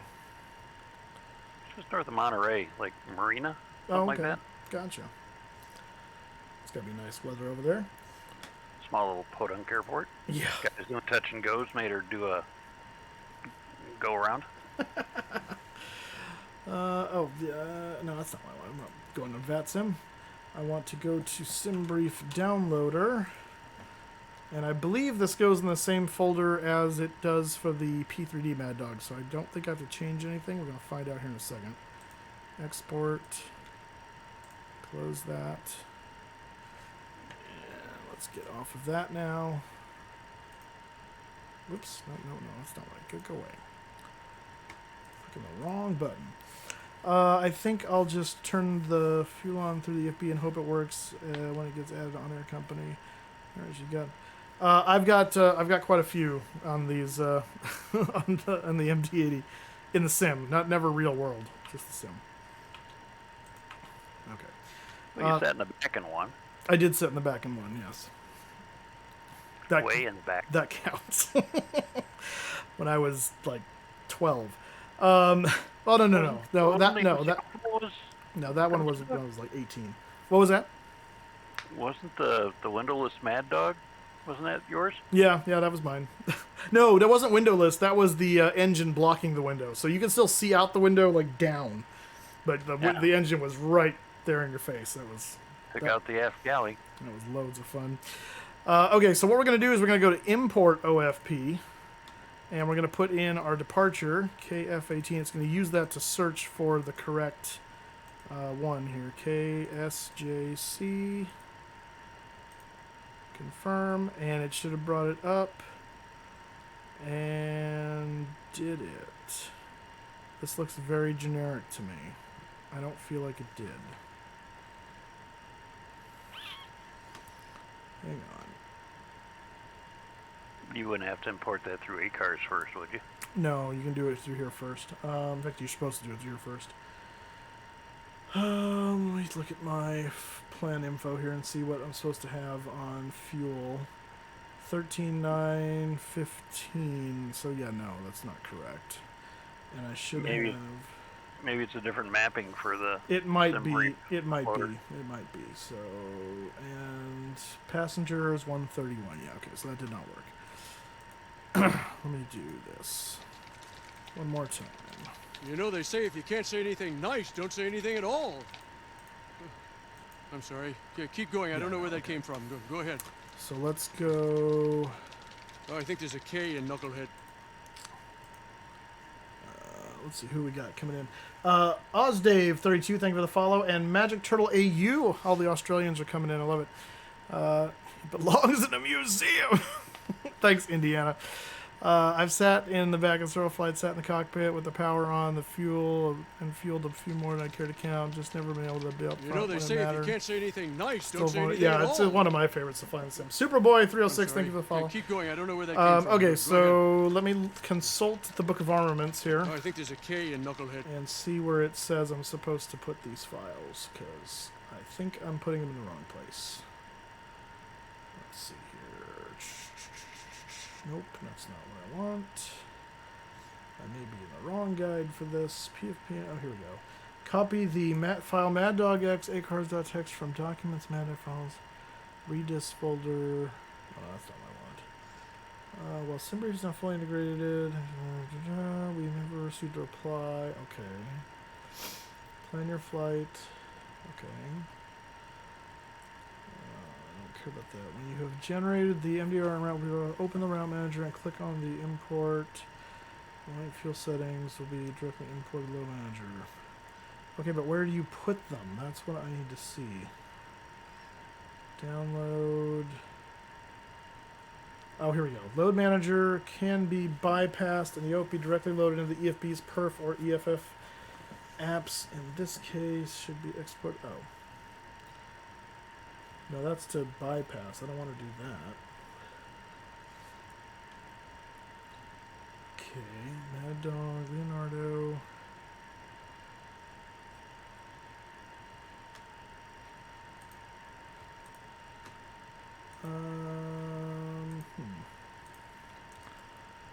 So Leonardo. This. I wonder when the last time this got updated.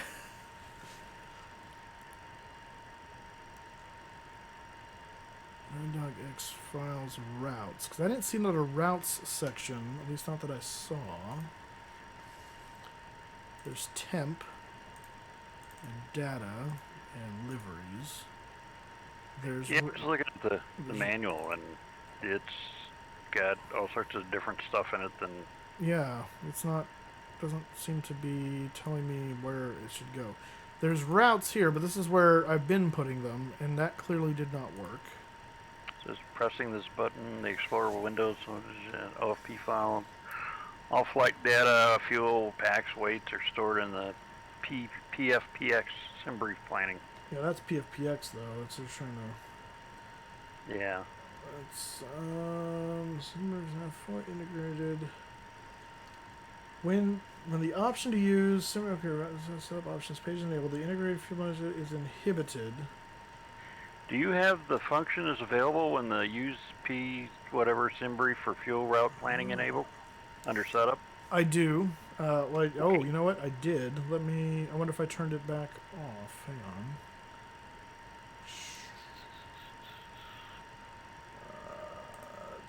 Just walking through this to see what possible errors we could generate. Yes, use PFPX Simbrief and fuel route planning is checked, so that's good.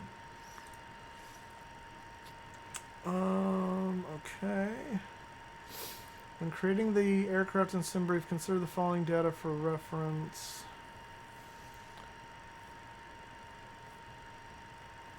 Oh, speaking of which, hang on. This goes back to what's his name's point. Let me check and see. I wonder this gave me a hint as to what may have been causing this to not work.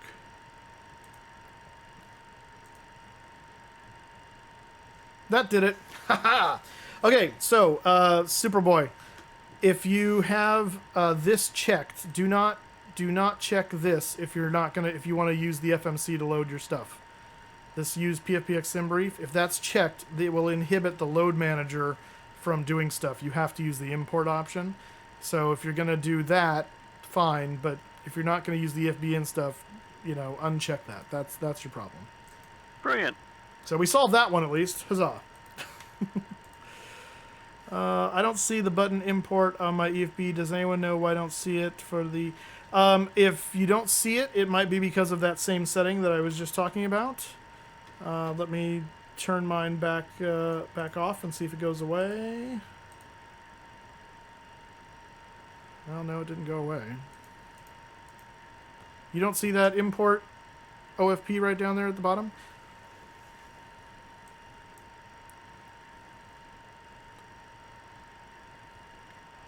That's weird if you don't. But again, make sure this last thing is checked right here. I wonder if it would go away if I restarted and I had that unchecked. That may be, I don't know. But I had it checked when I started, so that could be... Whoever makes a YouTube of how to do this easily is going to be very popular. Yeah. No, I'm going to be updating my YouTube tutorial that I did. I have a YouTube tutorial for this aircraft for P3D, and I'm going to be doing a full tutorial for this one very shortly here once I just get my head around some of these things. What the heck curse did you just put on my head, Hayden? What'd you say, Tim? Is just take the they say if you can't say anything nice, don't say anything at all. I see how many people figure it out. I'm sorry. Yeah, and put it under David. I don't know where that came from. Go ahead. Yeah, I'll do it pretty quick there, Superboy. And Astro Boy 1968, welcome here. Thank you for the follow. Okay, so...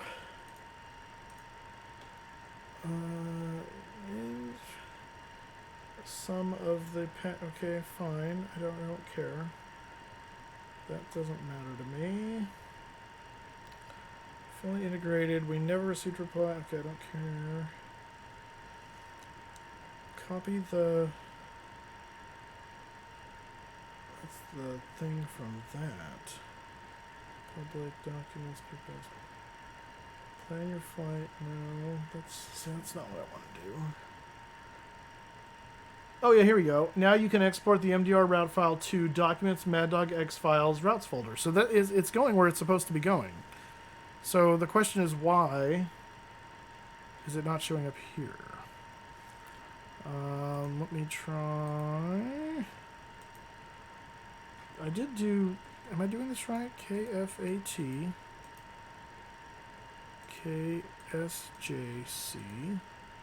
So it's the same. It uses the same. Oh, there it goes. P3D. Now it worked magically. I don't know what changed. Maybe by turning the setting on and off because I was messing with it earlier. Maybe, I don't know. But now it suddenly worked. I think it was the curse that was put on you. I think it was. Hayden, your curse worked. Well played. Let's look to the positive. That's right. Always look on the bright side of life. Ow. Oh, that feels not good. What are those characters? Are you typing in, like, Greek? What is that? Not really, no. It looks like a theta in there and a sigma. I did that like 5 times. Eventually it worked. I had no idea why. Yeah, I don't know. So part of me wonders is because I'm turning settings on and off while I'm trying to figure out what each one does if I'm screwing around with it and that's not liking it. Once I have the settings how they're going to be and they're going to stay there, then it might be fine. So it's just behaving like real airplanes because at times we have PFM moments too. Oh, there you go. All right, so let's see if when I do fuel, and here's the kicker because I'm actually asking for less fuel than is currently on the aircraft. So let's go. Let me do this. Let's go under weight and balance. It held it this time. That's good. I like that. And let's go to start onboard. Oh, now there's suddenly okay. That's right, because we never deboarded the passengers that were already on here, so we're unboarding. In your flying class. Wonder if I click on that one, if it'll. Let's see. No, yeah. See, it won't re-level the fuel. So if you have more fuel on board than you want, I guess we just have to fire up an engine and run it at full power and burn it off. 4 passengers. Isn't it deboarding? Yeah, well, it's onboard here, apparently. I was going to say try the IATA code, but that's not it said. Yeah, it says ICAO, so. You can't defuel a Mad Dog? Not through this, so I don't know how you go about defueling it. No, there doesn't seem to be an option for defueling. We're in the terminal and have them line up. I know. Open the sumps. Someone get the siphon. Lighter? Yeah, get the siphon. So what we could do, I mean, the other option is to, I mean, it's not like we have like 1,000 pounds extra in each tank, so we're just gonna go with that. But does the MD have a fuel dump system? I don't think it does. Don't think so. I think it could land with its max weight. Yeah, I don't think so. I don't think it's got fuel dumping, if I recall. Run actually needs to be fine with extra. Oh, it will be. It will be. We're going to be pretty light. We're only we're going to be lighter than we took off a little bit ago because we have less people and we have less that, and we were able to flex. So I already know calculation-wise it's going to be fine. Easy. There's a check valve inboard in the fuel panel. You open, then just open the tanks when you watch it. Oh yeah, there you go. Yeah, in the real plane, but in this one, I'm talking about. Let's turn that stuff off. Okay. So let's go ahead, get this guy ready to do. So we need to do ACARS and NIT data. We're gonna do our flight number 1025, and today's date is the 30th. Last day of the month. It's the last day of the month. KFAT to KSJC. And estimated time en route is 31 minutes. Estimated time of departure, we're going to call it 23:55. And our full flight number is DAL 1025. Okay, that's good there. Weight and balance. Our trip fuel is, and we're going to have to edit this a little bit because of what we actually put on. Trip fuel is 4027. Taxi fuel is 800, and the block fuel is 13 plus 2, so 15,915.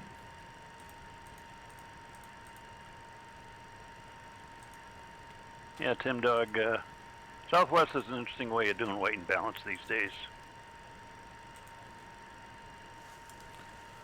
Alright, requests. Oh, I can't do an ATIS request. That's annoying. Lame. Technically, you can. Well, no, not through here is my point. Oh. I saw it in the manual. Yeah, I know. I thought you could too. I'm not sure why it's not. I wonder if it's because I'm not on a network. But yeah, it's not. Normally, it's in that option there. So. It's probably the big red patch of ground to your left. Yeah. The vortices. So we got some received messages here. There's the load sheet. We'll acknowledge that. Operating 0 fuel 112.4. That's close. And next page. Trip 8,000. Good. Return. Crew message. Preliminary weights. And return. Flight plan. There's the flight plan. Cool. Okay. So I picked up the flight plan as well from some brief. Yeah. Okay, so that's in there, and we need to... Is it still unboarding people? Good, it's done. All right, start boarding. I'll just go... Let me make sure this still looks correct. Weight and balance. Yes, it does. Surprised Kelsey's not here since cruise ships now have Wi-Fi. Right? Oh, it opened up my aft stair for me because it was unboarding the passengers. All right. She's enjoying her time on the cruise. Exactly. I hope so. All right, that's fine and dandy. Let's If she gets back, I'll have to ask her how the triangle was. There we go, just barely. That's right. Not the triangle. Hey, Jason. Seat back. New pilot's life. A pilot's life. New pilot's life is pretty Pilots. cool. Some nice refinements. Still mostly the same experience, but a lot more airlines and routes. Do they have the MD-11 available now in their fleet package? Because that was bugging me when I realized you couldn't select the MD-11 in the current pilot's life. Oh, good. Yeah, I'll have to pick that up. I'll have to pick that up. Okay, let's turn that off. Let's get the APU running. We can burn off some of our fuel with the APU. Start pump. Does it actually deduct fuel? It does. Well, I'm assuming it does. I know the P3D one does, so I would assume this one does too. Fine, I'll start it when I go to bed tonight, and when I wake up this morning. It's like $15 with the upgrade discount. I've wasted more money. Exactly. I'm not begrudging $15. Not after spending, $75 on this guy or $80, whatever it turned out to be. It was like $79 with the conversion rate. Yeah. And then, of course, I think Jason got a new bike this year, didn't you? Oh, that's right. He's the biker. He's a cyclist, so he probably spent about $1,700 because it's an even year. Right. All right, so we got that's clicked over. Let's take out the GPU. Packs are still boarding. And we can go to, let's turn this off.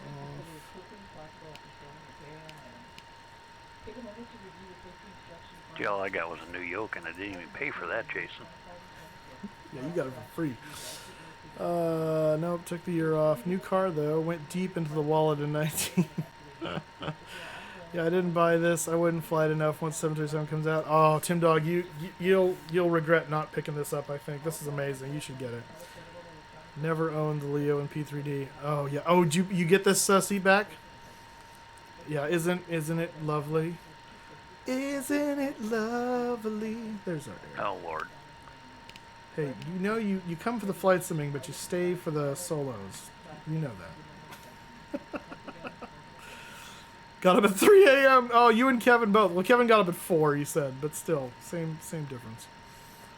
Just finished my third flight, now done for the day with simming. Nice. Where'd you fly? I'm not doing Barbie Girl. I have ethics.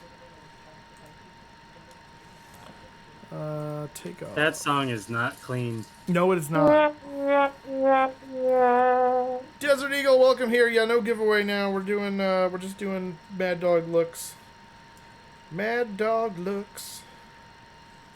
Reset. Oh, there we go. 330 to 11 is the current wind in Fresno. Whoops, that's not what I meant to click on. 330 at 11. And outside air temperature is 28 still, 29 right, flap 11, 2... No way I'd do that, Jason. Someone was paying me. 29 or 85. Off, on, and our takeoff weight.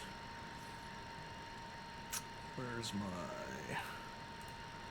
OFP here? Takeoff weight is 125.7, so we'll call it plus 2, 127.7. 127.700. Calculate. All right, select temp 50. V1 131 136 145. All right, let's go back into our menu here. Oops. That's not where I was. Index. Right down. Here we go. Let's see. KFAT. Ladies and gentlemen, it is my pleasure to welcome you aboard. Federal regulations require that carry-on items are stored prior to closing the aircraft. Route, and we're going to KSJC. In front of you or in an overhead compartment. Use caution when placing or removing items. Let's see if it'll import this like it used to. KFAT. Expedite the boarding process. Please complete it as quickly as possible after storing your carry-on items. Whoops, no. Take a moment to review the safety instructions. KSJC. Ah, yes, excellent. Alright, departure is going to be 29 right. And then departure arrival. Arrival is going to be 30 left from Clyde. Route. Activate. Execute. Check the legs. Intel, Nick, Clyde, Zulip, Jones, Havoc. Perfect. RTAC. Go. Alright, and if we go to init ref, zero fuel weight is 112 points. Actually, we're going to use this. Receive messages, crew message, preliminary, 112.4. And fuel is, let's see what's in there right now. 15.7. 15.7 / normal. Reserves are 7.2. Flight level is 160. I'm not going to worry about the winds right now because I don't have my weather stuff to figure that out. And then we have this. This is 131.136.145. 131, 136, 145, and we're doing a 50 D rate. Correct? 50? Yes. Flap 11. Perfect. Okay. Perfect. Almost fully boarded. They've already pulled in the aft stairs. That's good. Keybinds. I have not messed with a whole lot of that yet. I've got the autopilot disconnect working for my yoke, which is the primary one. I have not figured out how to bind the the disconnect for the throttle. And I forgot to test and see if the Toga one works for this. Those are really the primary keybinds I need. Everything else I can do with the in-sim stuff or just in the virtual cockpit, which is what I like anyway. So,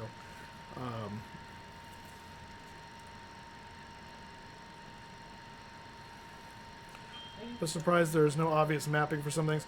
Yeah, they do things with the keyboard, like some permanent keyboard maps, which I hate when they do that, but they do.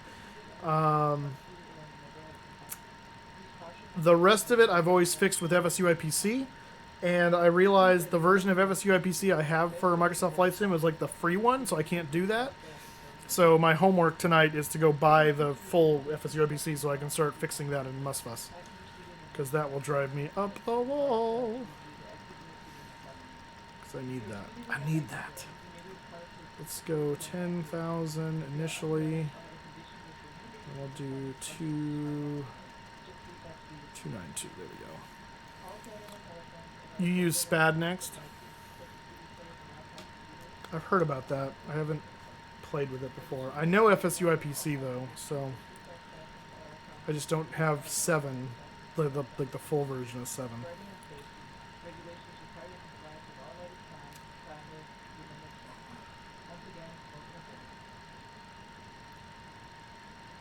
Alright, are we all on board? Yes. Okay, we're all on board, which means we should have our new updated load sheet.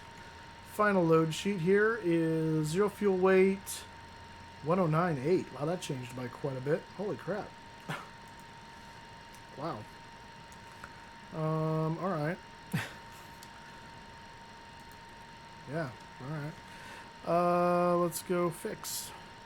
So 109.8. There we go. And that gives us a takeoff weight of, next page, 124936.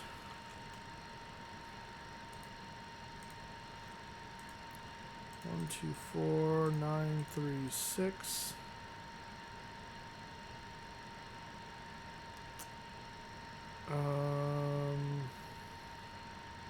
Yes, it should be. Yeah, that should be right. Calculate. All right, 129,134,143, but the 50 stayed the same. 129,134,143.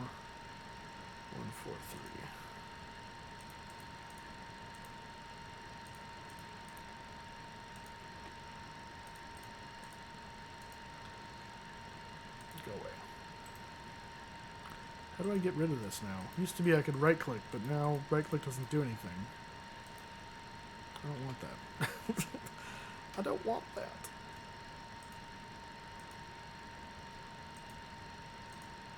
There we go. Okay, so I think we're good here. Anything on ground? Nothing. Everything's closed up and good. So I think we're going to go ahead and turn you off.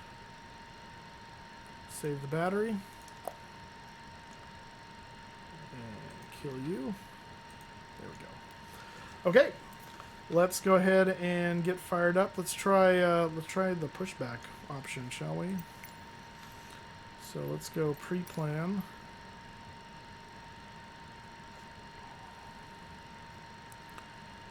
Doo-doo-doo.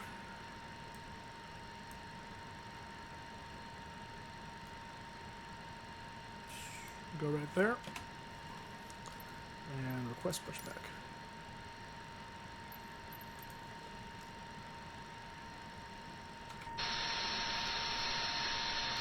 Hello.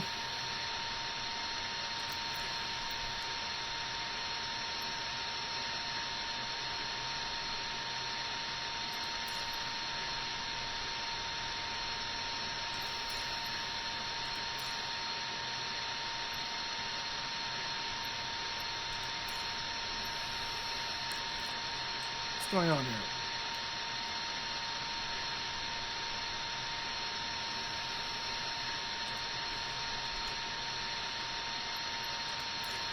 There we go. This is a bug with Microsoft Flight Sim. Sometimes when you do it the first time, he just sits there and you have to do the whole thing again. Why? I do not know.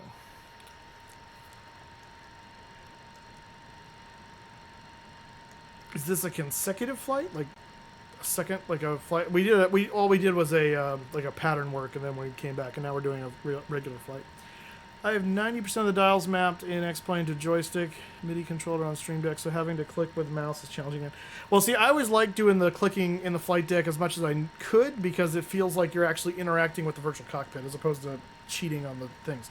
But certain things, like if they're actually on the yoke or on the controls, because I have external controls for those, then it feels more natural. So like the toga switch, the reversers, obviously spoilers and flaps, gear, autopilot quick disconnects for the auto throttle and the autopilot, the trim switches, you know, that kind of stuff I expect to be on my various controls. So go back to the menu. Pushback toolbar doesn't work correctly on the second flight. Well, I didn't use it the first time, but that's the issue I've always had, is it just you have to like tell it to go again. Of course, now he's just sitting there. So maybe that's a problem. Do I have... Hang on a minute. No, that's on. Are we... Can't tell. Are we wrapped up? Oh, you know what, though? We need to put that on so the chocks go away.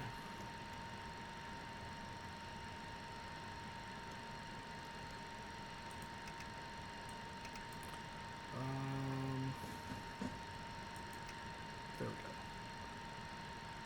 I didn't have the parking brakes. That might have been a problem. Wheel chocks, yeah, wheel chocks should be gone now. Yes, they are.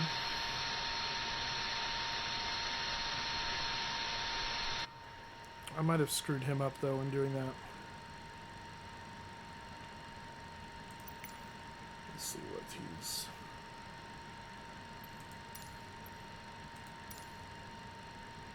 Yeah, let me start it over now that the aircraft's actually in a correct configuration, see if it'll work. If not, we'll just spin it here, because, like he said, because we didn't go back to the menu, that may be the issue. No, we don't want to release. I don't think he was.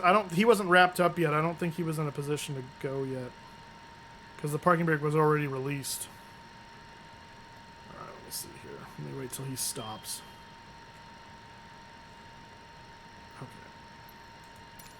Whoops! Now don't do that again. I just clicked the button again. Okay, there we go. What are you doing? Park it, buddy. There we go. All right, let's see if that works.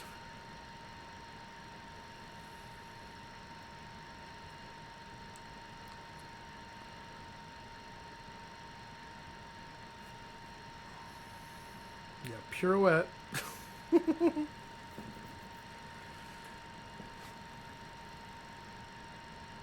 Drifting in the tug. That's right.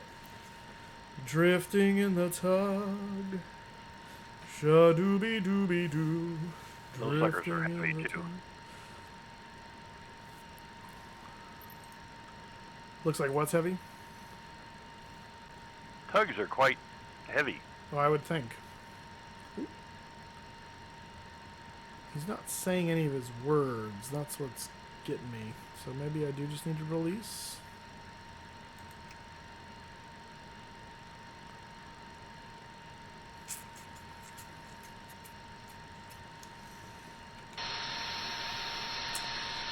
Or maybe it is borked because we didn't go back to the menu. The way it works is that it's not going to say any voice lines after your first pushback. Okay, well, you see that hold button? Yeah. Click it. Oh! Oh! That's cool, thank you. Never had to interact with hold before. Okay, so we're ready good to start engines now, so fuel pumps are coming on. And we're going to go to both. We're going to turn off the air conditioning packs, and we're going to start, oops, there we go, start number 2. Ah, I see, that's why. Yeah, I very rarely do 2 in a row that requires pushback, so. Makes sense. Makes sense. Fuel on.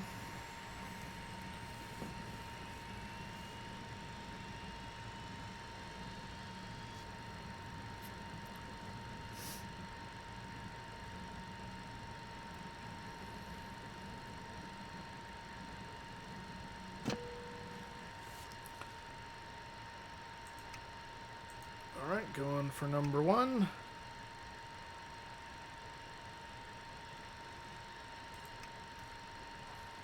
Disconnects and we're parking brakes off.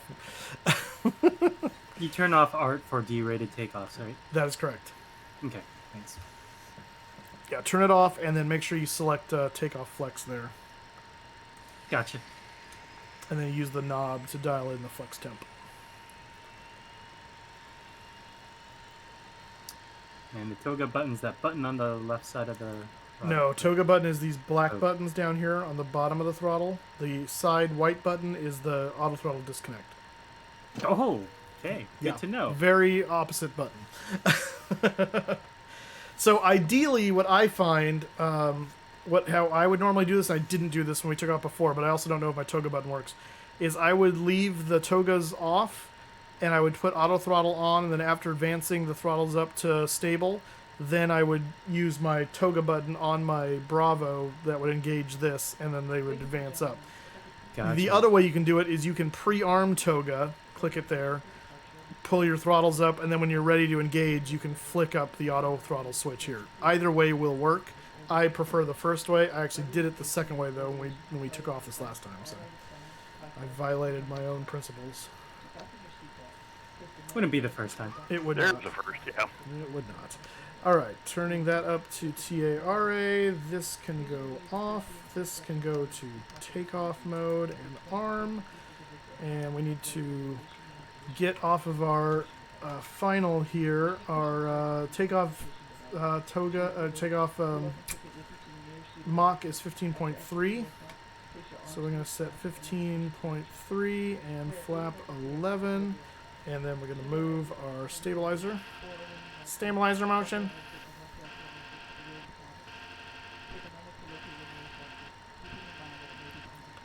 Okay. And oh, that's the start valve. That's not good. We'll go to the B system this time. Start pump can come off. Do we have anything in the center tank? No, we do not. That's on. That goes on. That's on already. Those can clear. And we can take the APU off. Flight directors are on. Taxi light. Check our... Always check your flight controls, make sure everything's working. Especially important in a new aircraft. And they are. And flaps are set. We're ready to go. That's kind of a cool view. Brakes released. Its performance FP-wise. For me, I haven't noticed really any difference in this compared to any of my other It's about the same as the fly-by-wire for me. Microsoft stuff. So yeah, it feels about like the fly-by-wire. So if you're got good enough FPS in that, you should be good here. All right, is this just yelling about the art? Yes, it is. We don't care. Silence.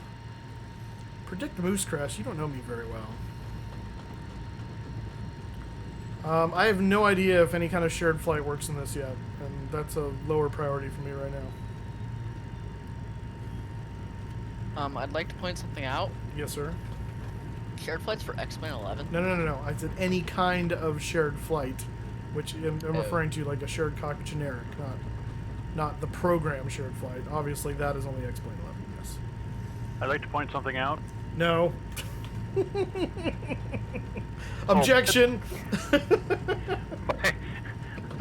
Objection hearsay. Have you fired this thing up at night? No. In fact, I think when we land at San Jose, we're gonna see what it looks like at night. Yeah. Good luck. Really? Is it super dark? The light's not working. You know how you get the flashlight in MSFS with everything? Oh, yeah, off? yeah. Well, you don't get that in P3D either, so I'm used to that nonsense. You gotta feel your way around. Yeah, as soon as you turn on any type of power source, either the GPU or the There- bat switch, No, it goes away. Oh, no, though. There is a flashlight in MSFS. It's a key command. I don't think it's through like you just gotta know what the key command is. I'll look that up. Because yeah, there is. It's like an aviation flashlight. There is a That's flashlight. No. It's a white one. I thought. right. Oh, is it? Yeah, because I remember using it. I was trying to find switches in a small plane we were in night when a Sin Caesar streams, and he was like, "Yeah, use the flashlight." I'm like, "What? There's a flashlight?" So yeah, there is a flashlight. Yeah, the flashlight defaults on when there's no power, but as soon as you turn any of the power on, it goes away. Well, then the smart person will turn a light switch on before they turn the power on, so that way, when the power kicks on, the lights will kick on too. Smart person tried that and it ain't working. Uh-oh. Alright, well, we'll see. We'll try it when we get to San Jose. We'll see what happens. Alright, and I didn't change this to be 85, what it's supposed to be. There we go, okay. Alright, we are ready, so I'm going to try doing that. And if it doesn't work, then I'll just reach down and grab it. Reach down and grab it. Okay, here we go.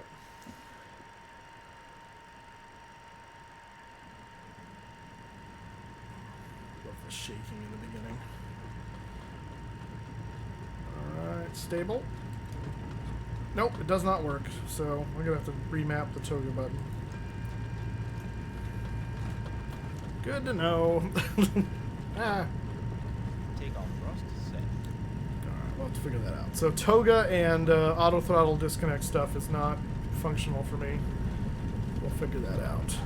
Lead nuts, cross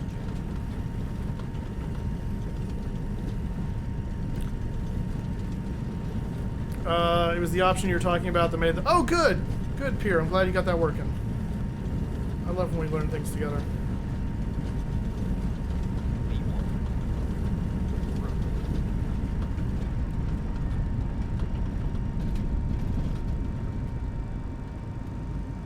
Positive rate. Gear up.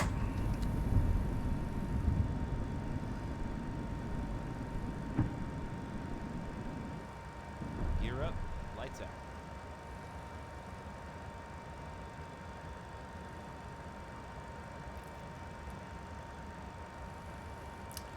Alright, let's go over here to VNav and nav. And why is it taking us that way for nav? Why are we not on map mode? There we go. Oh, that's why it wants us to go that way. I get it now. You don't happen to have Pack X running, do you? No. For right now, it's all about making sure the plane works. We'll worry about the integrations later.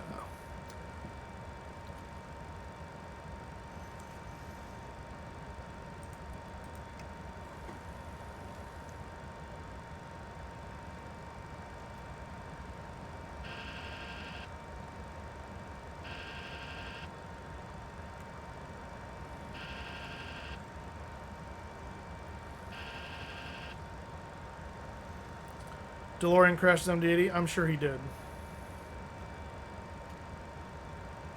If you want to learn how to crash the MD-80, go watch DeLorean. If you want to learn how to fly the MD-80, you can come here. I could have sworn a few minutes ago I checked the stream and he was climbing. Well, that's how it starts. It always starts out okay, and then it goes horribly wrong. Oh no, he's still in the air. Oh. Maybe he crashed it earlier. iTraveler, he did mention he crashed it earlier today, but not on stream. Is that what you're talking about?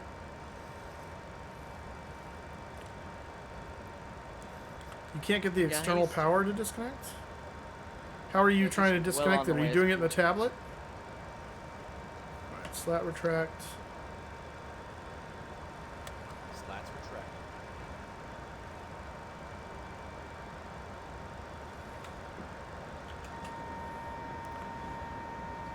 Up and away!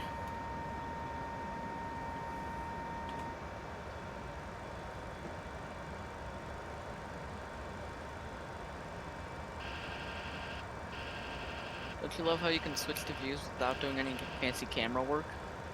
Well, yeah, it's because the instrument view, once you know where they are, I've got them mapped so they can do that. What I don't like is that the instrument views are hard-coded, so I can't change... Like, there's 3 instrument views I can't get to without going to the menu. Because by default, it only allows for key commands for up to 10 of the instrument views, which is super lame. Let's go autopilot on.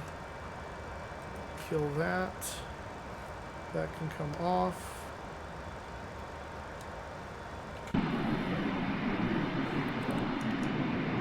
Ooh, look at that dirty, dirty engine trail behind us. Dirty, dirty engine! Something about the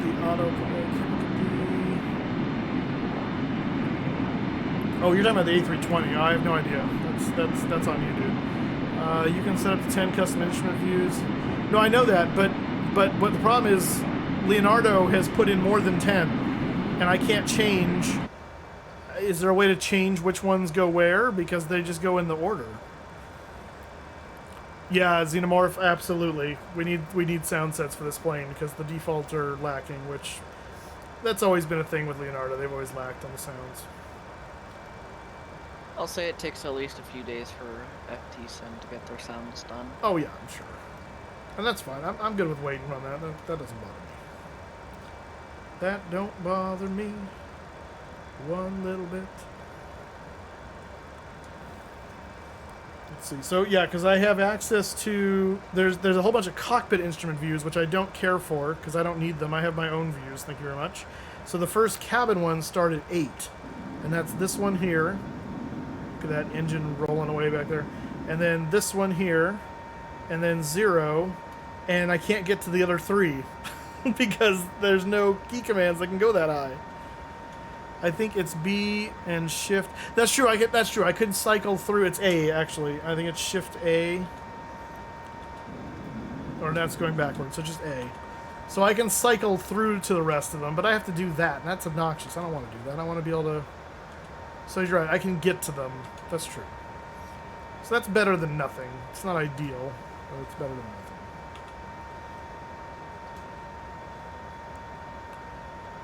Yeah, it's A and Shift A by default, I think. No, you can't change the default, but you can take additional ones and map it to one of the custom views. You know what you haven't done tonight? Oh, do you mean... Hang on a second, Tim.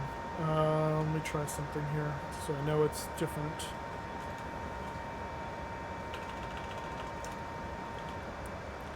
Okay, and...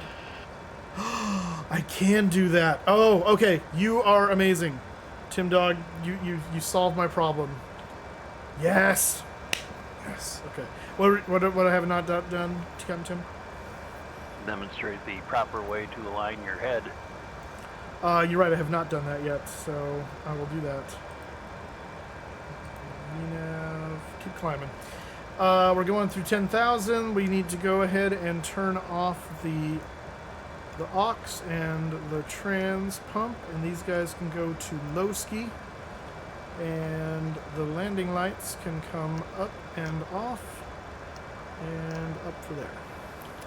So what Captain Tim's talking about, the head alignment, if you look right in front of me, you see this kind of weird, goofy looking something or other. I don't know what you would really call it. It's actually a sight gauge, but this is not the one that you want to look at. This is for the first officer's head alignment, but you see this this kind of opening here, this sight, and this white dot. You want to be able to see the white dot right through that sight, but on the other side. So if I go to my position and I look over, look at that. There's the sight right around the white dot. It means I'm horizontally and vertically aligned correctly with where I need to be in my seat. Yeah, move your seat up and down. You can show. Yeah, and if I go up, you see how now the white dot's out of alignment. I'm too high. I'm too low, which obviously I can't see out the window now. But even if I go front to back, you can start to see it moves out of alignment. But it works. What was that? I thought it was the goofiest thing, but it works. It does work, but yeah, it is pretty goofy. So. Of course, in the 75, 76, we don't have anything for that. That's true. Yeah, on the is it the Airbus that has the dots that hang down? Is that what that guy is? Yeah, there's 3 dots. Three dots, and you align the red and the white. In the 7.4, this was one I learned from a 7.4 guy. There's this weird like jagged cut cross thing on the side pillar here, and when you look across at the FOs, it should form a perfect like crosshair. And if it looks out of whack, it's because you're in the wrong position. I never knew what that was. Yeah, in the 7576, you sight down the top of the glare shield, and you have the top of the yoke at the base of the HSI. Ah, okay.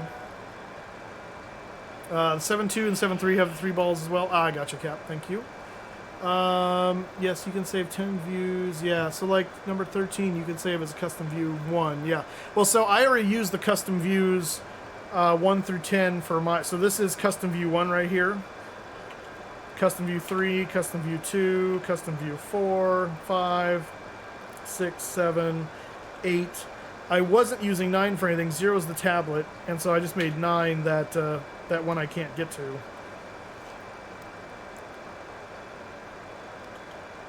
So, how do you set your seating position? It's with this sight gauge right in front of you here. Well, although you don't use the one in front of you, you use the... Oh, why do we have a master caution? Well, we had a master warning. It's gone now. There's nothing there. Oh. I don't know what that was. Very strange. Let's see here. I need to check when my top of descent is. In about 20 miles. Okay. So, but anyway, so you're looking across. You want to keep that white dot right in this sight gauge here. So if I move off to the side, you see it's leaving the sight gauge, and it's leaving the sight gauge. And if I go up, it's leaving the sight gauge. It's leaving the sight gauge. So it should be centered in that sight. No sim took it pro. I don't even know what that means. Why not do what SCS does? Go borrow a plane and use a microphone. You know what? Do you know anyone that just wants to let you borrow an MD-80? I don't understand. It's a little different with an aircraft than it is a truck. It is a little different. Jacob 845. It's performing admirably. I'm loving this plane. Absolutely loving it. And anyone who says it's crap doesn't know what they're doing, in my opinion. I haven't heard anyone say it's crap, really, but... I can give you a list of people who says it's crap, but they're talking about the real one. Yeah, well, that's a whole other issue. They're in the boneyard. In the boneyard, they don't turn on, typically. Depends on the situation, though. It's also very expensive. You know jet fuel, how much jet fuel costs to fire up engines and stuff? It's not exactly cheap.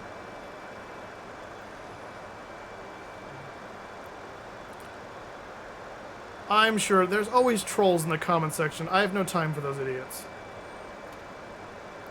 Cracks me up. Everyone can always find something to whine about, and then half the time it's their own dumb error and didn't read the manual.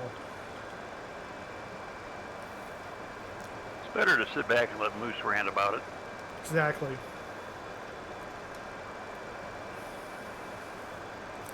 You have to remember, most of the people that are getting this aircraft for the first time don't have any experience with an MD-80. Those of us that have been flying the P3D one, the only stuff that's really new and kind of we're trying to get used to is how the kind of some of the new interfacing things like the tablet and stuff works differently. And that's just, little growing pain stuff. That's nothing major. So, let's go down to 6. I have a good one for you. I got a warning for GPU external door open, and I have disconnected the GPU. You gotta get out and shut the door. I've had that before on the... Where are you in flight at the moment? Are you on the ground still? Are you taxiing? What's the... Give me a little more background. Because I have gotten that in P3D before, and I'm trying to remember if it's just by a certain phase it goes. You're on the ground, but are you moving yet? Are you brakes on still? Okay, so are your chocks still in place? Are the brakes still on? Is the beacon off? Beacon on?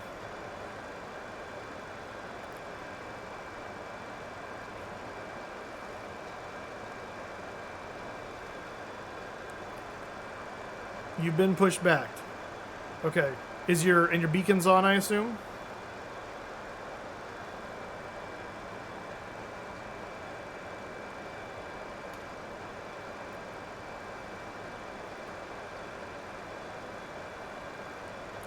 Beacon on, okay.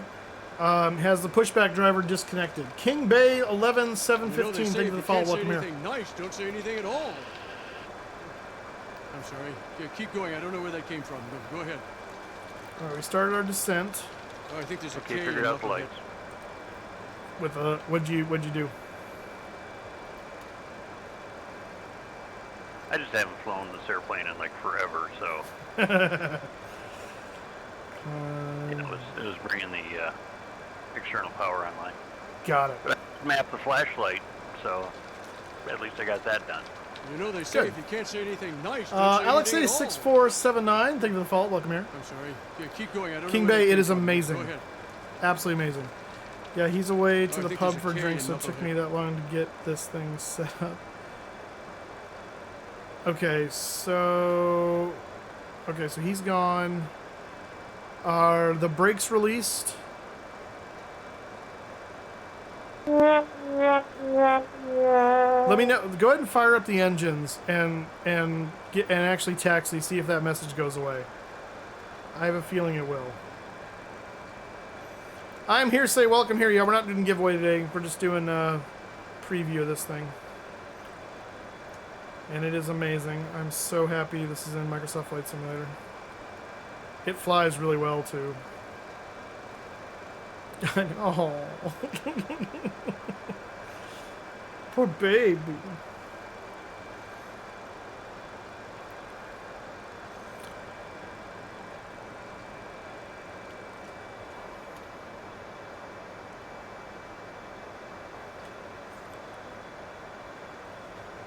Whoops, that's not what I was looking for. I like this view. That's cool with the engine right there. Give it a bash. If not, hope the hatch for the strong hinges because I'm taking off. Well, hopefully it's hinged, you know, into the wind, so pushing it into the wind will just snap it shut. That or the slipstream will break it off, one of the two.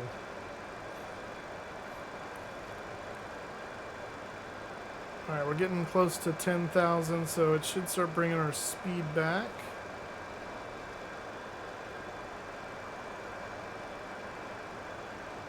Yeah, remember in the 7576, if you, I forgot what it was, you didn't disconnect the power before the guy pulled the cable, it broke the ground power.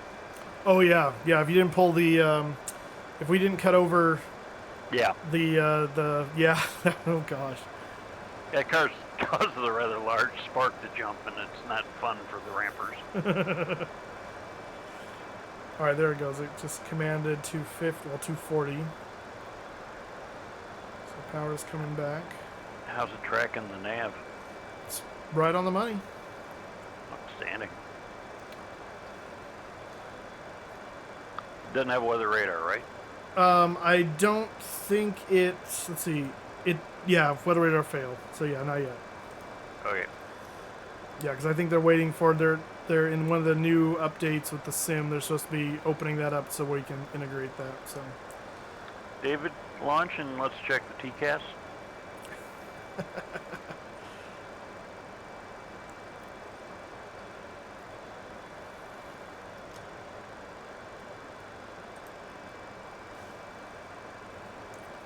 Alright, go ahead and put the landing lights on.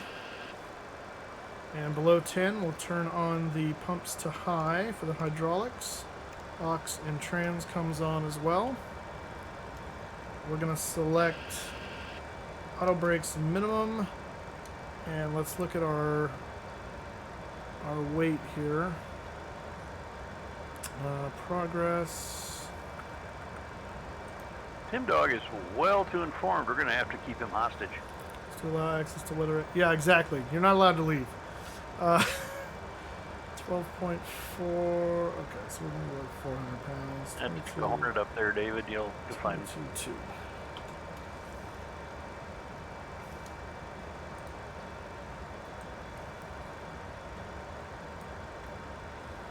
Oh, I got a request that my subscription, the one I got left over.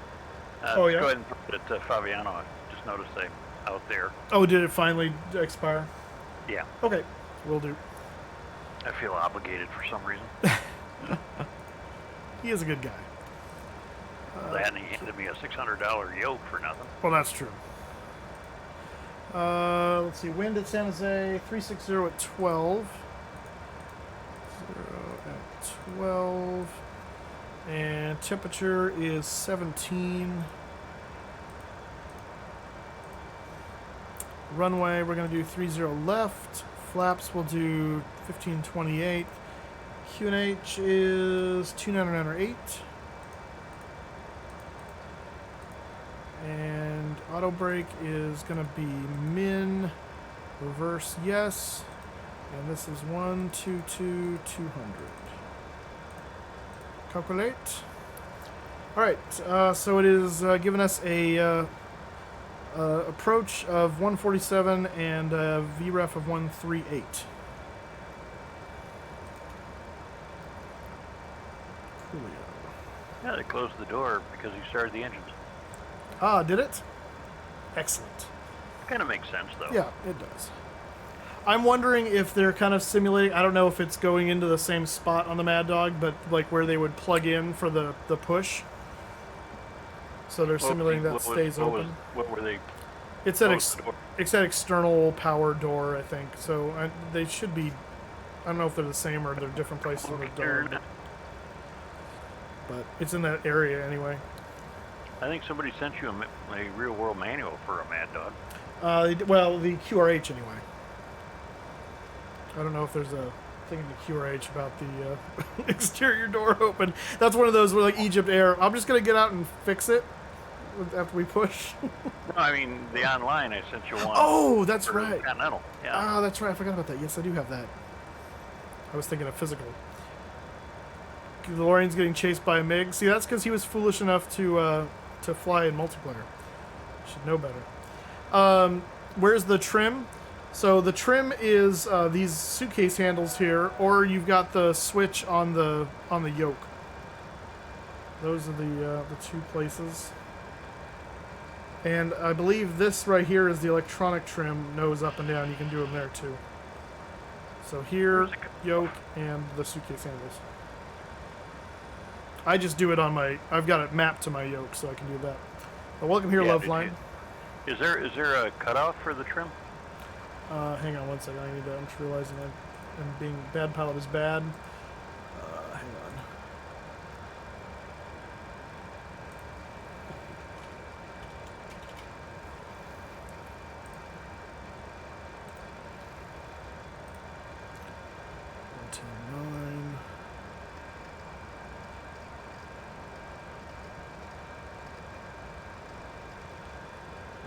It's 306.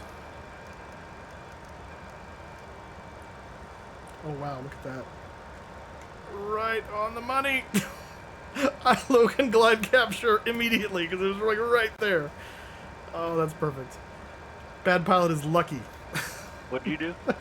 I forgot to get the ILS frequency and stuff for this, and as I put them in, it was like just coming in. The glide slope and the localizer were just aligning, and so I hit ILS and it went doop, capture, done. What altitude are you at? Like 4,000. Could you do me a real quick favor and go to an exterior view? In a moment. I'm trying to get this set up here. No, now, damn it. You'll wait, and you will like it. Don't make me. Yeah, I tried where that was actually a jack screw that let loose. Exterior view for you, Tim.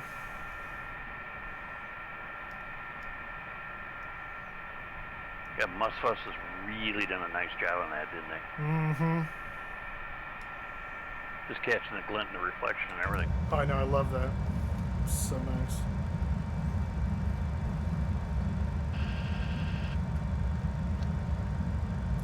It's gonna screen me. 25. Alright, arm that. 15. Flaps 15.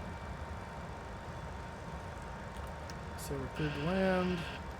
This is an airplane that screams for shared cockpit. Yes, it does. Yes, it does. The Flying Kangaroo, hello. Welcome here by the Flying Moose. This is a hard aircraft to learn. No, not really. It's different. And so it's just about understanding, kind of, I mean, it looks like a hard aircraft to learn, but it's really not. It's really not. But if you're really used to a Boeing or really used to an aircraft or an Airbus, it can be hard to get, unused to that for the Mad Dog. It's not plug and play. It's definitely not. Let's go around right there. I mean, the 727 is a lot easier to fly than this.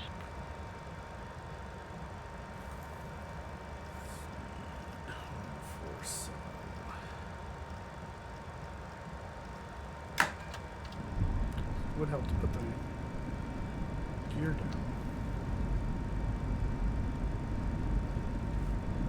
Gear down. I think every time they bring out a new complex airplane, Congress should make the following Monday a holiday so we get a 3-day weekend to work on these. Right. Elect me president, I'll make that happen. Excellent. All right. My controls. 1,000. But you get your four-way flashers on. I see that. Can I fix that with that? No. We got the one flasher on. I don't have a yoke button to fix Left. the. Light slow. Light slow. Actually, I think if you just press the flashing button, doesn't it go off? Light slow. Terrain. Terrain. Low. Light slow. Light slow. Light slow. Oh, can you just push them? Is that what you're saying? I don't remember. No, apparently not. I'm not doing this landing very well. 500.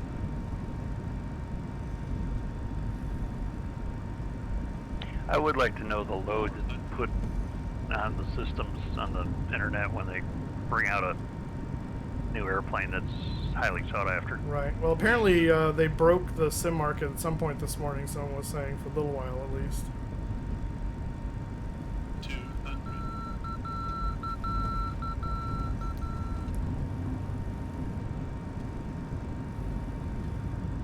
That's looking good. 50. 40. You really need to put a replay in here. 20. Yes, they do. 10.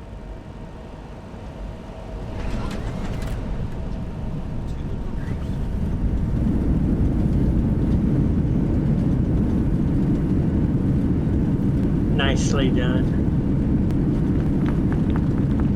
Hey, Sean, I saw you had tornadoes out there. You okay? Yep. First lights active. Thankfully, they all were over in the Kansas side. Ah, okay. You in Missouri or Kansas? Missouri. Oh, okay. I thought you were in Kansas. I'm Yeah, Tim Dog, I keep meaning to get Sky Dolly and try it out. All right, our first You know, official they say if you can't say anything flight nice, from here don't to say there anything at is all. a success. I'm sorry. Yeah, keep going. I don't know where that came Never from. say that Go till you ahead. make it to the gate. That's true. It blows up right now. Oh, I think there's a But K them in three Knucklehead. jetways. How do I light up below the autopilot panel where the fire handles are? Is a bit dark at night. There may not be a light specifically. Let's see. Well, we're gonna do night lighting here right now. So hang on one second, Superboy. We'll go over it. I'll test it because I know where all the knobs are, and so we'll see if there's one that does what you're talking about. That YouTube guy where he's talking about there's 64 separate knobs and a Yeah, MD-80 in fact, I light. just watched that video last night actually because I was getting ready for the MD-80 and then popped up on my feed and I was like, oh, I love watching this. You ever see the like Just Planes or whatever it is, the Nordic MD-80s? Yes, I think so. Like flown by Fabio or whatever. Yes.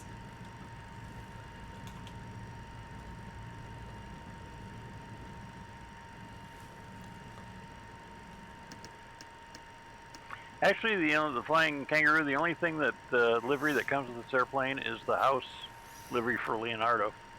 You got to register and then download additional liveries off their forum. Correct. Time. All right, so there is. So yeah, it's a little dark right here. I don't think you can do anything about that. This center one is this light here. So if you come down the center pedestal, so yeah, this area gets really dark. But if you come back here to the center pedestal, this far one is your center flood right here. So I don't know if that's the one you were looking at.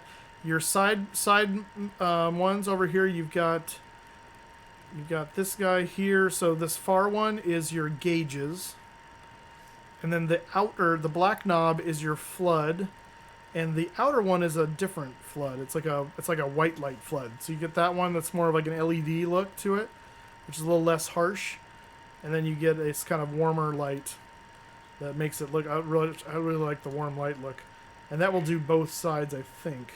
I think the buttons are Yeah, they're ganged between the first officers and captain side. They are for this. If you have it set up to do this, synchronize CM1 and CM2 settings. If you have that, then they're ganged. If not, then they're individual. Oh, okay. Yeah.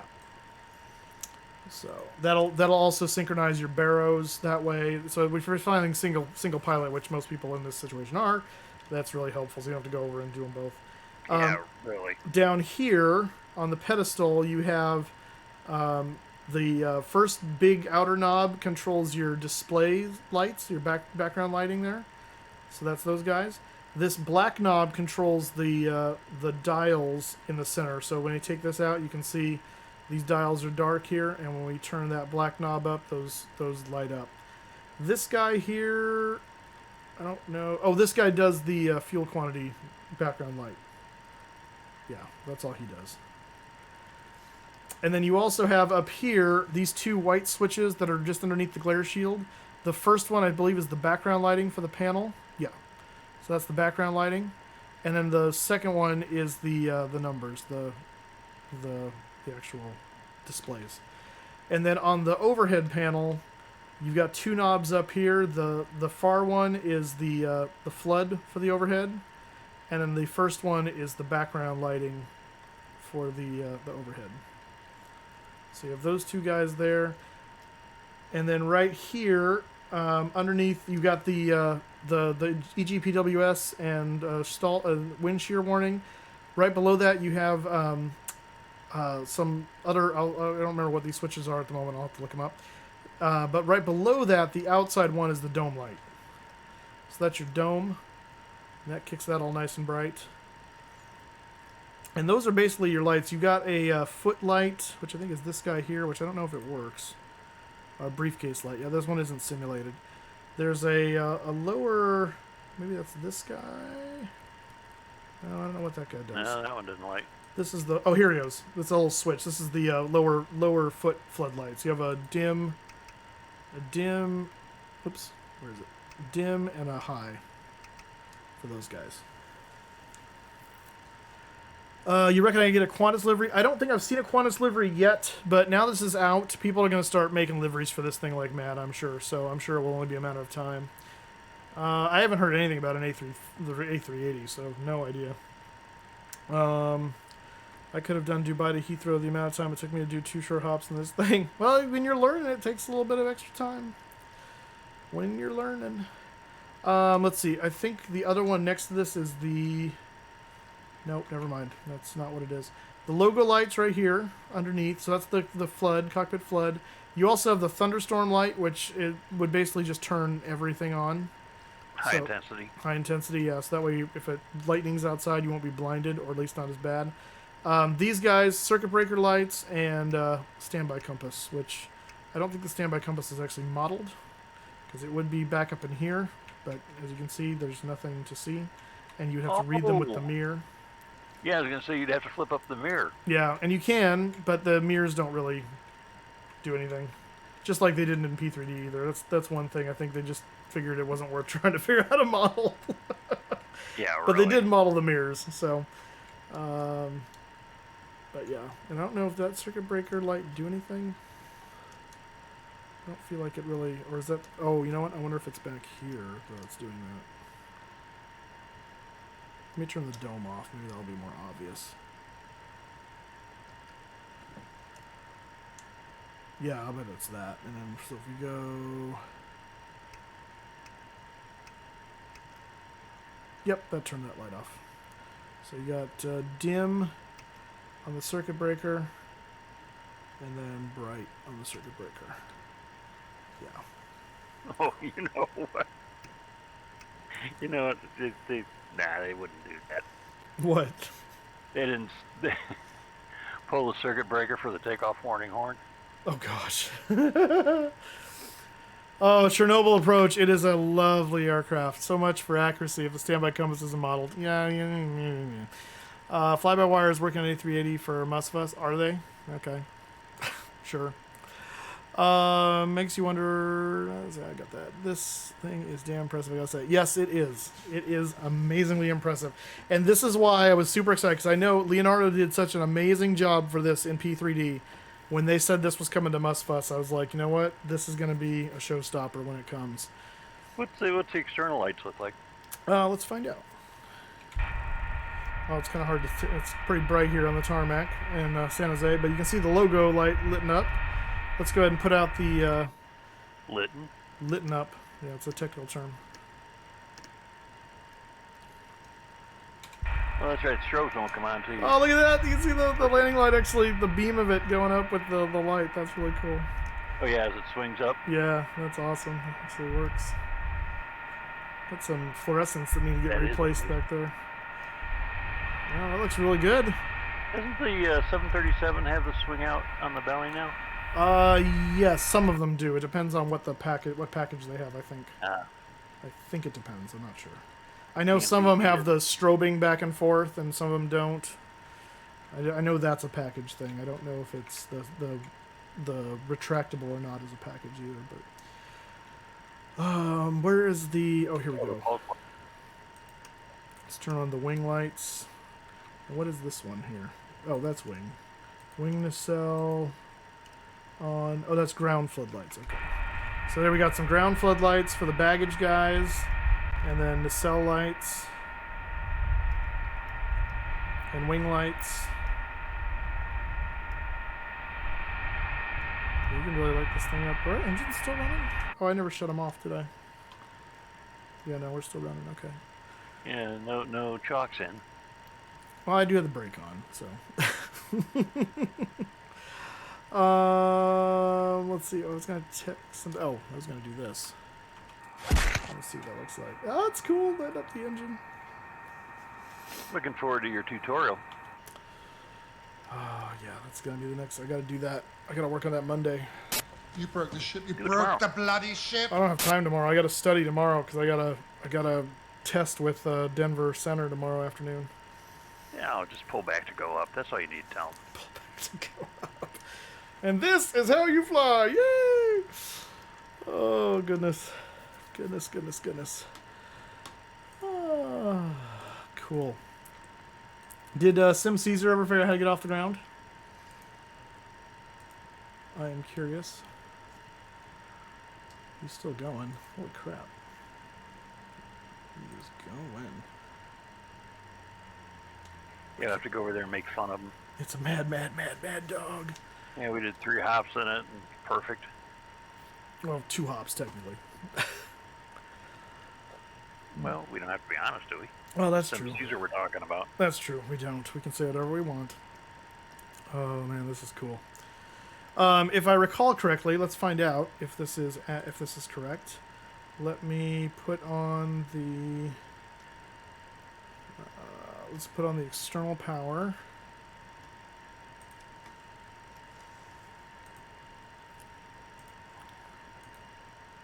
GPU. And let's go ahead and select that. Now we can kill the engines. Now, did that background come with a livery on the EFB? Yes.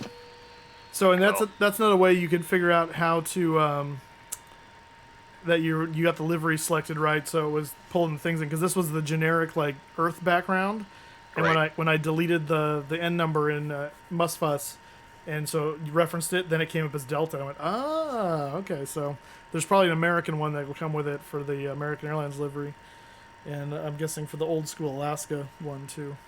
Well, did you see that article about them firing 50 flight attendants for not showing up to work? No, I know they've been striking. This is Alaska you're talking about, or American?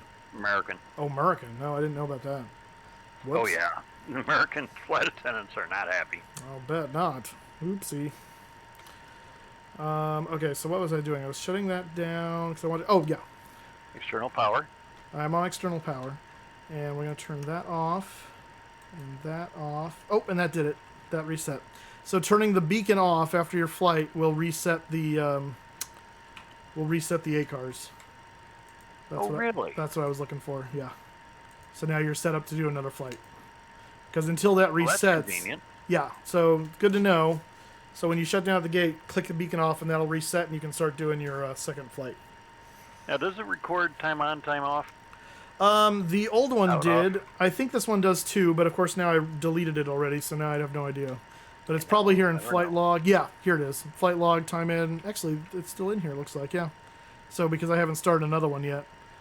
So 2355 out, 2359 off, 025 on, and 402 in. How did that happen? Wait a minute. That's a bit erroneous. instance where we had a long flight. We've been sitting on the ground for a long time. That's hilarious. It's like that one is reading the actual time, and this is reading the sim time. That's funny. Oh, no, it is, because I just jumped my time forward and then shut the engines down. It went dark, yeah. And then I shut the engines down, so it's actually right. So it's reading the sim time. Yeah, the sim time jumped forward. And this clock isn't reflecting it yet because I didn't push it to sync it up with sim time. And I wonder if they're doing break time on that or door time. I think it's not break time. It's got to be door time because I sat here with my brakes, and then it was probably when I put the beacon off that it probably recorded it as in. Ah, okay. Would be my guess. How did they said one of these sets it to sim time when you do this. I'm not seeing that happen. What was in the manual? Where was that note? Show me the clock. There we go. Nope, that's not the clock. Wait, what? Autopilot, throttle, barrow, trim, throttle lever, standard commands. No. I saw one about the clock. Where did that go? Access assignments. Is it further down? I must have passed it. I saw it. Clocks are very complicated on the planes. Well, especially when they have buttons that do things for the sim that they don't normally do too. Yeah, that too.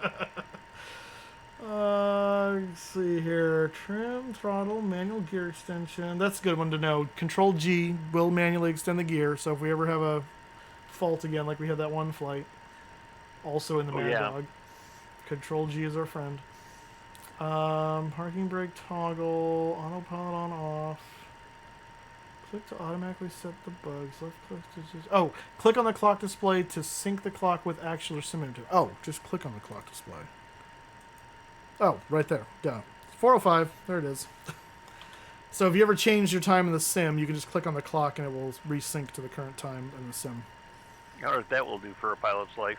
I'm sure it will screw all kinds of things up. Would be my guess. Oh man, this aircraft is so cool. Oh man. Where we going next? I love it. I love it. I love it. Let's see. I need to. I'm gonna have to eat dinner here actually, and then pick up my brother at the airport. So, I think we're gonna call it here. Where did he go? I don't know, but he's coming back from Phoenix, so I think he's connecting through Phoenix. I don't know what he was doing. Oh man. He gallivants. American? Yeah, because all his miles. I know all his miles are American, so he's stuck on him. Family doing okay though? Yeah, family's doing good. In fact, parents are going somewhere with my sister and brother-in-law because they're going to watch the baby while they go to a wedding. And so I feel like it's up in like Reno area maybe where they're going. Okay. I'm not sure. But I think they headed out today. And I actually have to go over and steal my mom's laptop tomorrow because she downloaded something that thinks it took over her computer, so I have to try and eradicate something.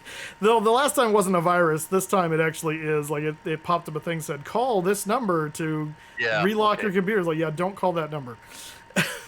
So, do not call the number. So I offered to go over there and fix it tomorrow, and she's like, oh, we're actually not going to be here tomorrow. I said, well, then leave the laptop on the counter, and I'll come pick it up. And so. Well, change the locks on it, and don't give him the keys until he comes up with a name for his railroad. Yeah, there you go. That's my dad's laptop, unfortunately, and his is working fine. So I have to secretly sabotage it. That's true. I'll just change all the locks. Don't get in until you say the name of the train. That's right. All right, guys.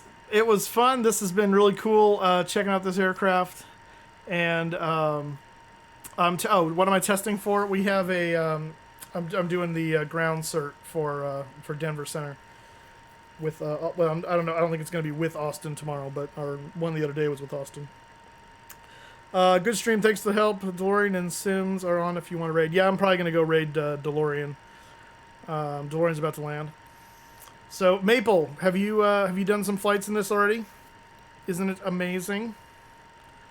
I have Hey, found Maple. no issues with this airplane. Maple's Canadian, isn't he? He is.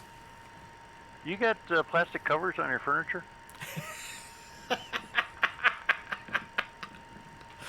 Oh, I love that.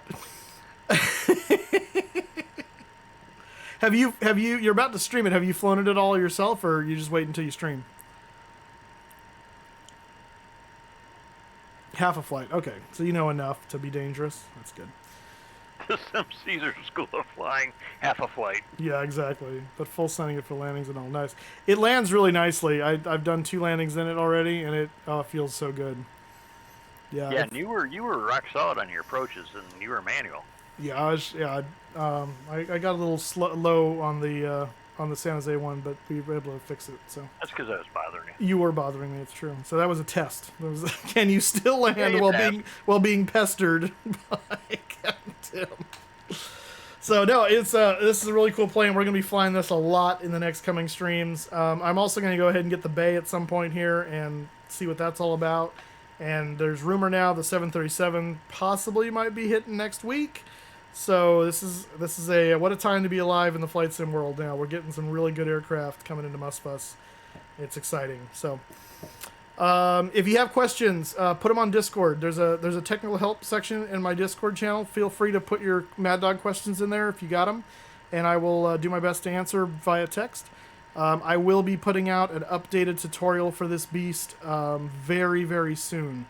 I'm probably going to try and work on that Monday evening, and so I can get that out as quick as possible, in which we'll do a full tutorial flight. It'll be long, but it'll be in depth, and it'll have chapters so you can jump around to what part you're needing help for. So, Yeah, I think that the whole new front end interface is something you're going to need.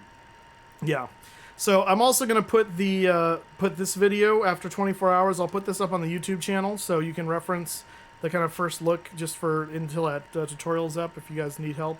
So you can see kind of what we were able to discover, what we were able to find, and that way there's something there for that too. So thanks, guys. We're going to go send it over to I think DeLorean. Let me see, unless he's just ending.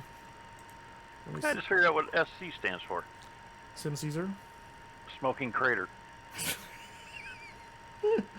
Oh, he's still working on his landing. Okay, so yeah, we'll go raid Mr. DeLorean. All right, guys, have a